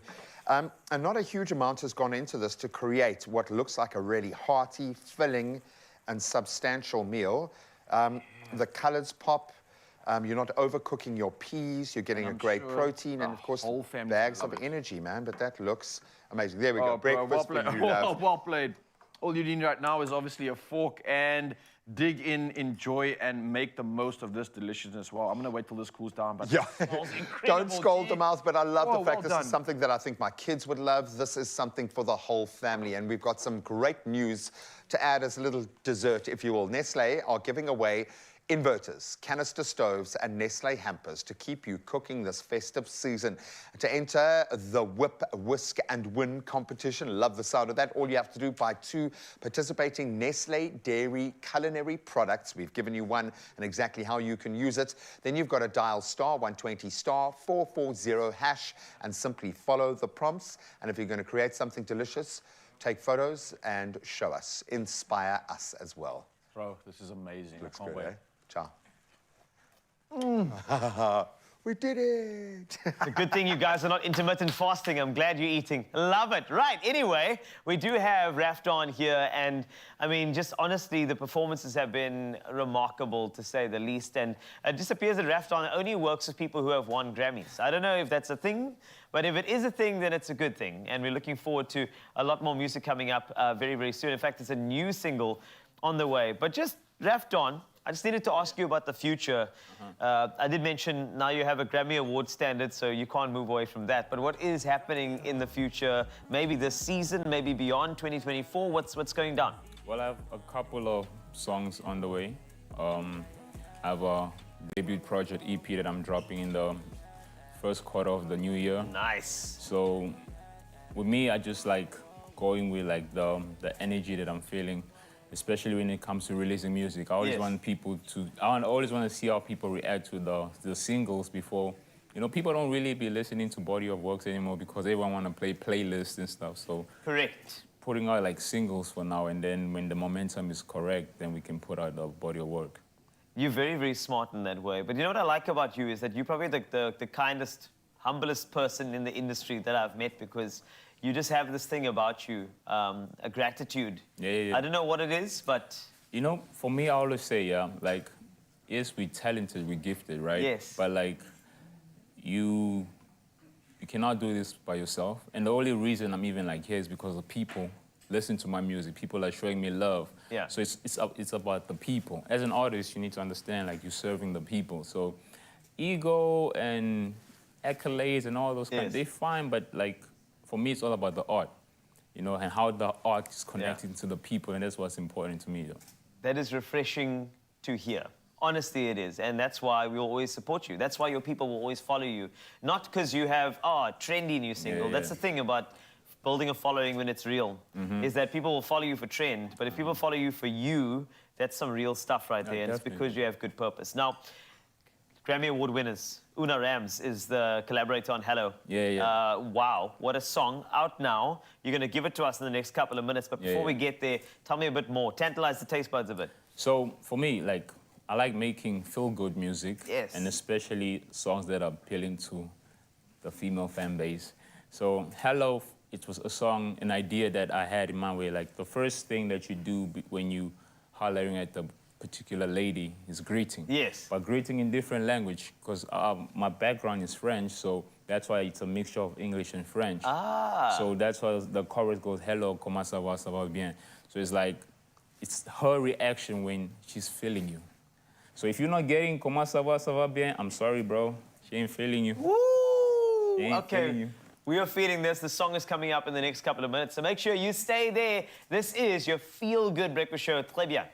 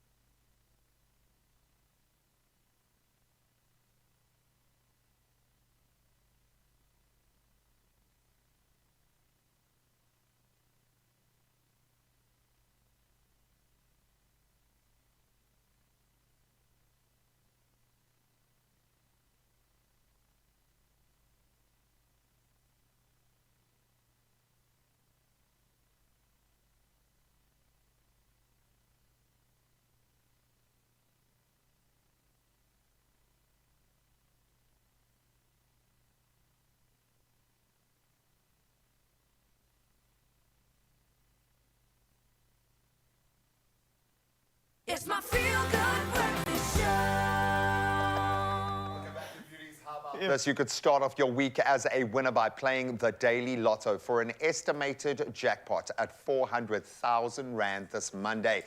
Someone has to be a winner. Why shouldn't it be you? But you've got to play to get there. So go buy your tickets. You can do it in a number of ways. You can get them in-store, nationallottery.co.za, their mobile app, cell phone banking, or you can just dial *120 *7529# for that USSD. And we've got all those details on our social media pages, so go and check them out and start crossing your lucky fingers. 400,000 Rand could be yours because you're a winner. Now, let's get into some entertaining. And I can tell you, Rafton's got a song. It's out now. It's called Hello with Una Rams, the Grammy Award winner. And this is just for you on your Feel Good Breakfast show. It's Rafton.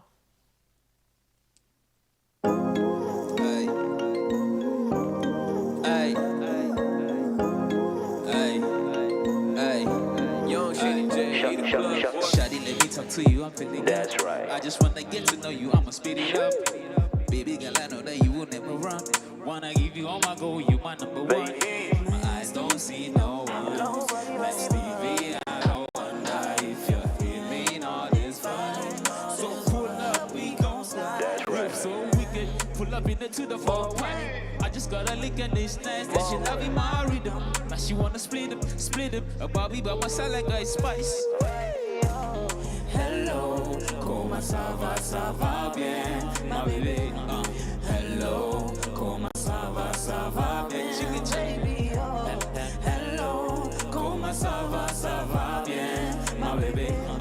Hello, comment ça va bien. Ça va, baby. Please could you be my lady? Saw you across the room and I fell in love already.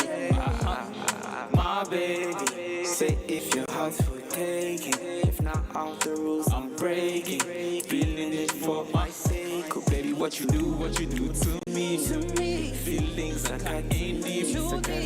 Get the blood you speak, you got the looks to you.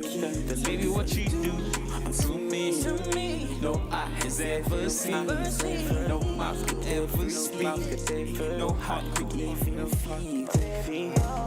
Hello, comment ça va bien, ma bébé. Hello, comment ça va bien.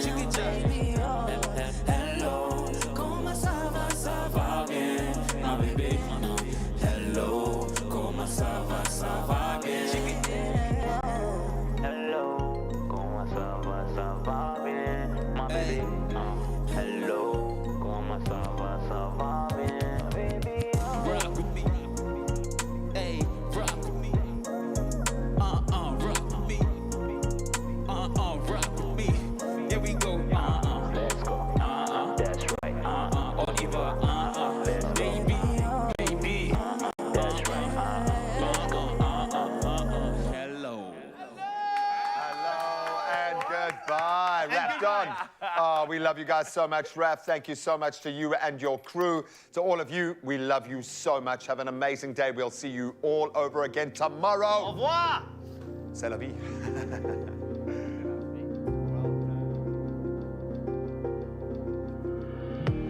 Another feel-good production.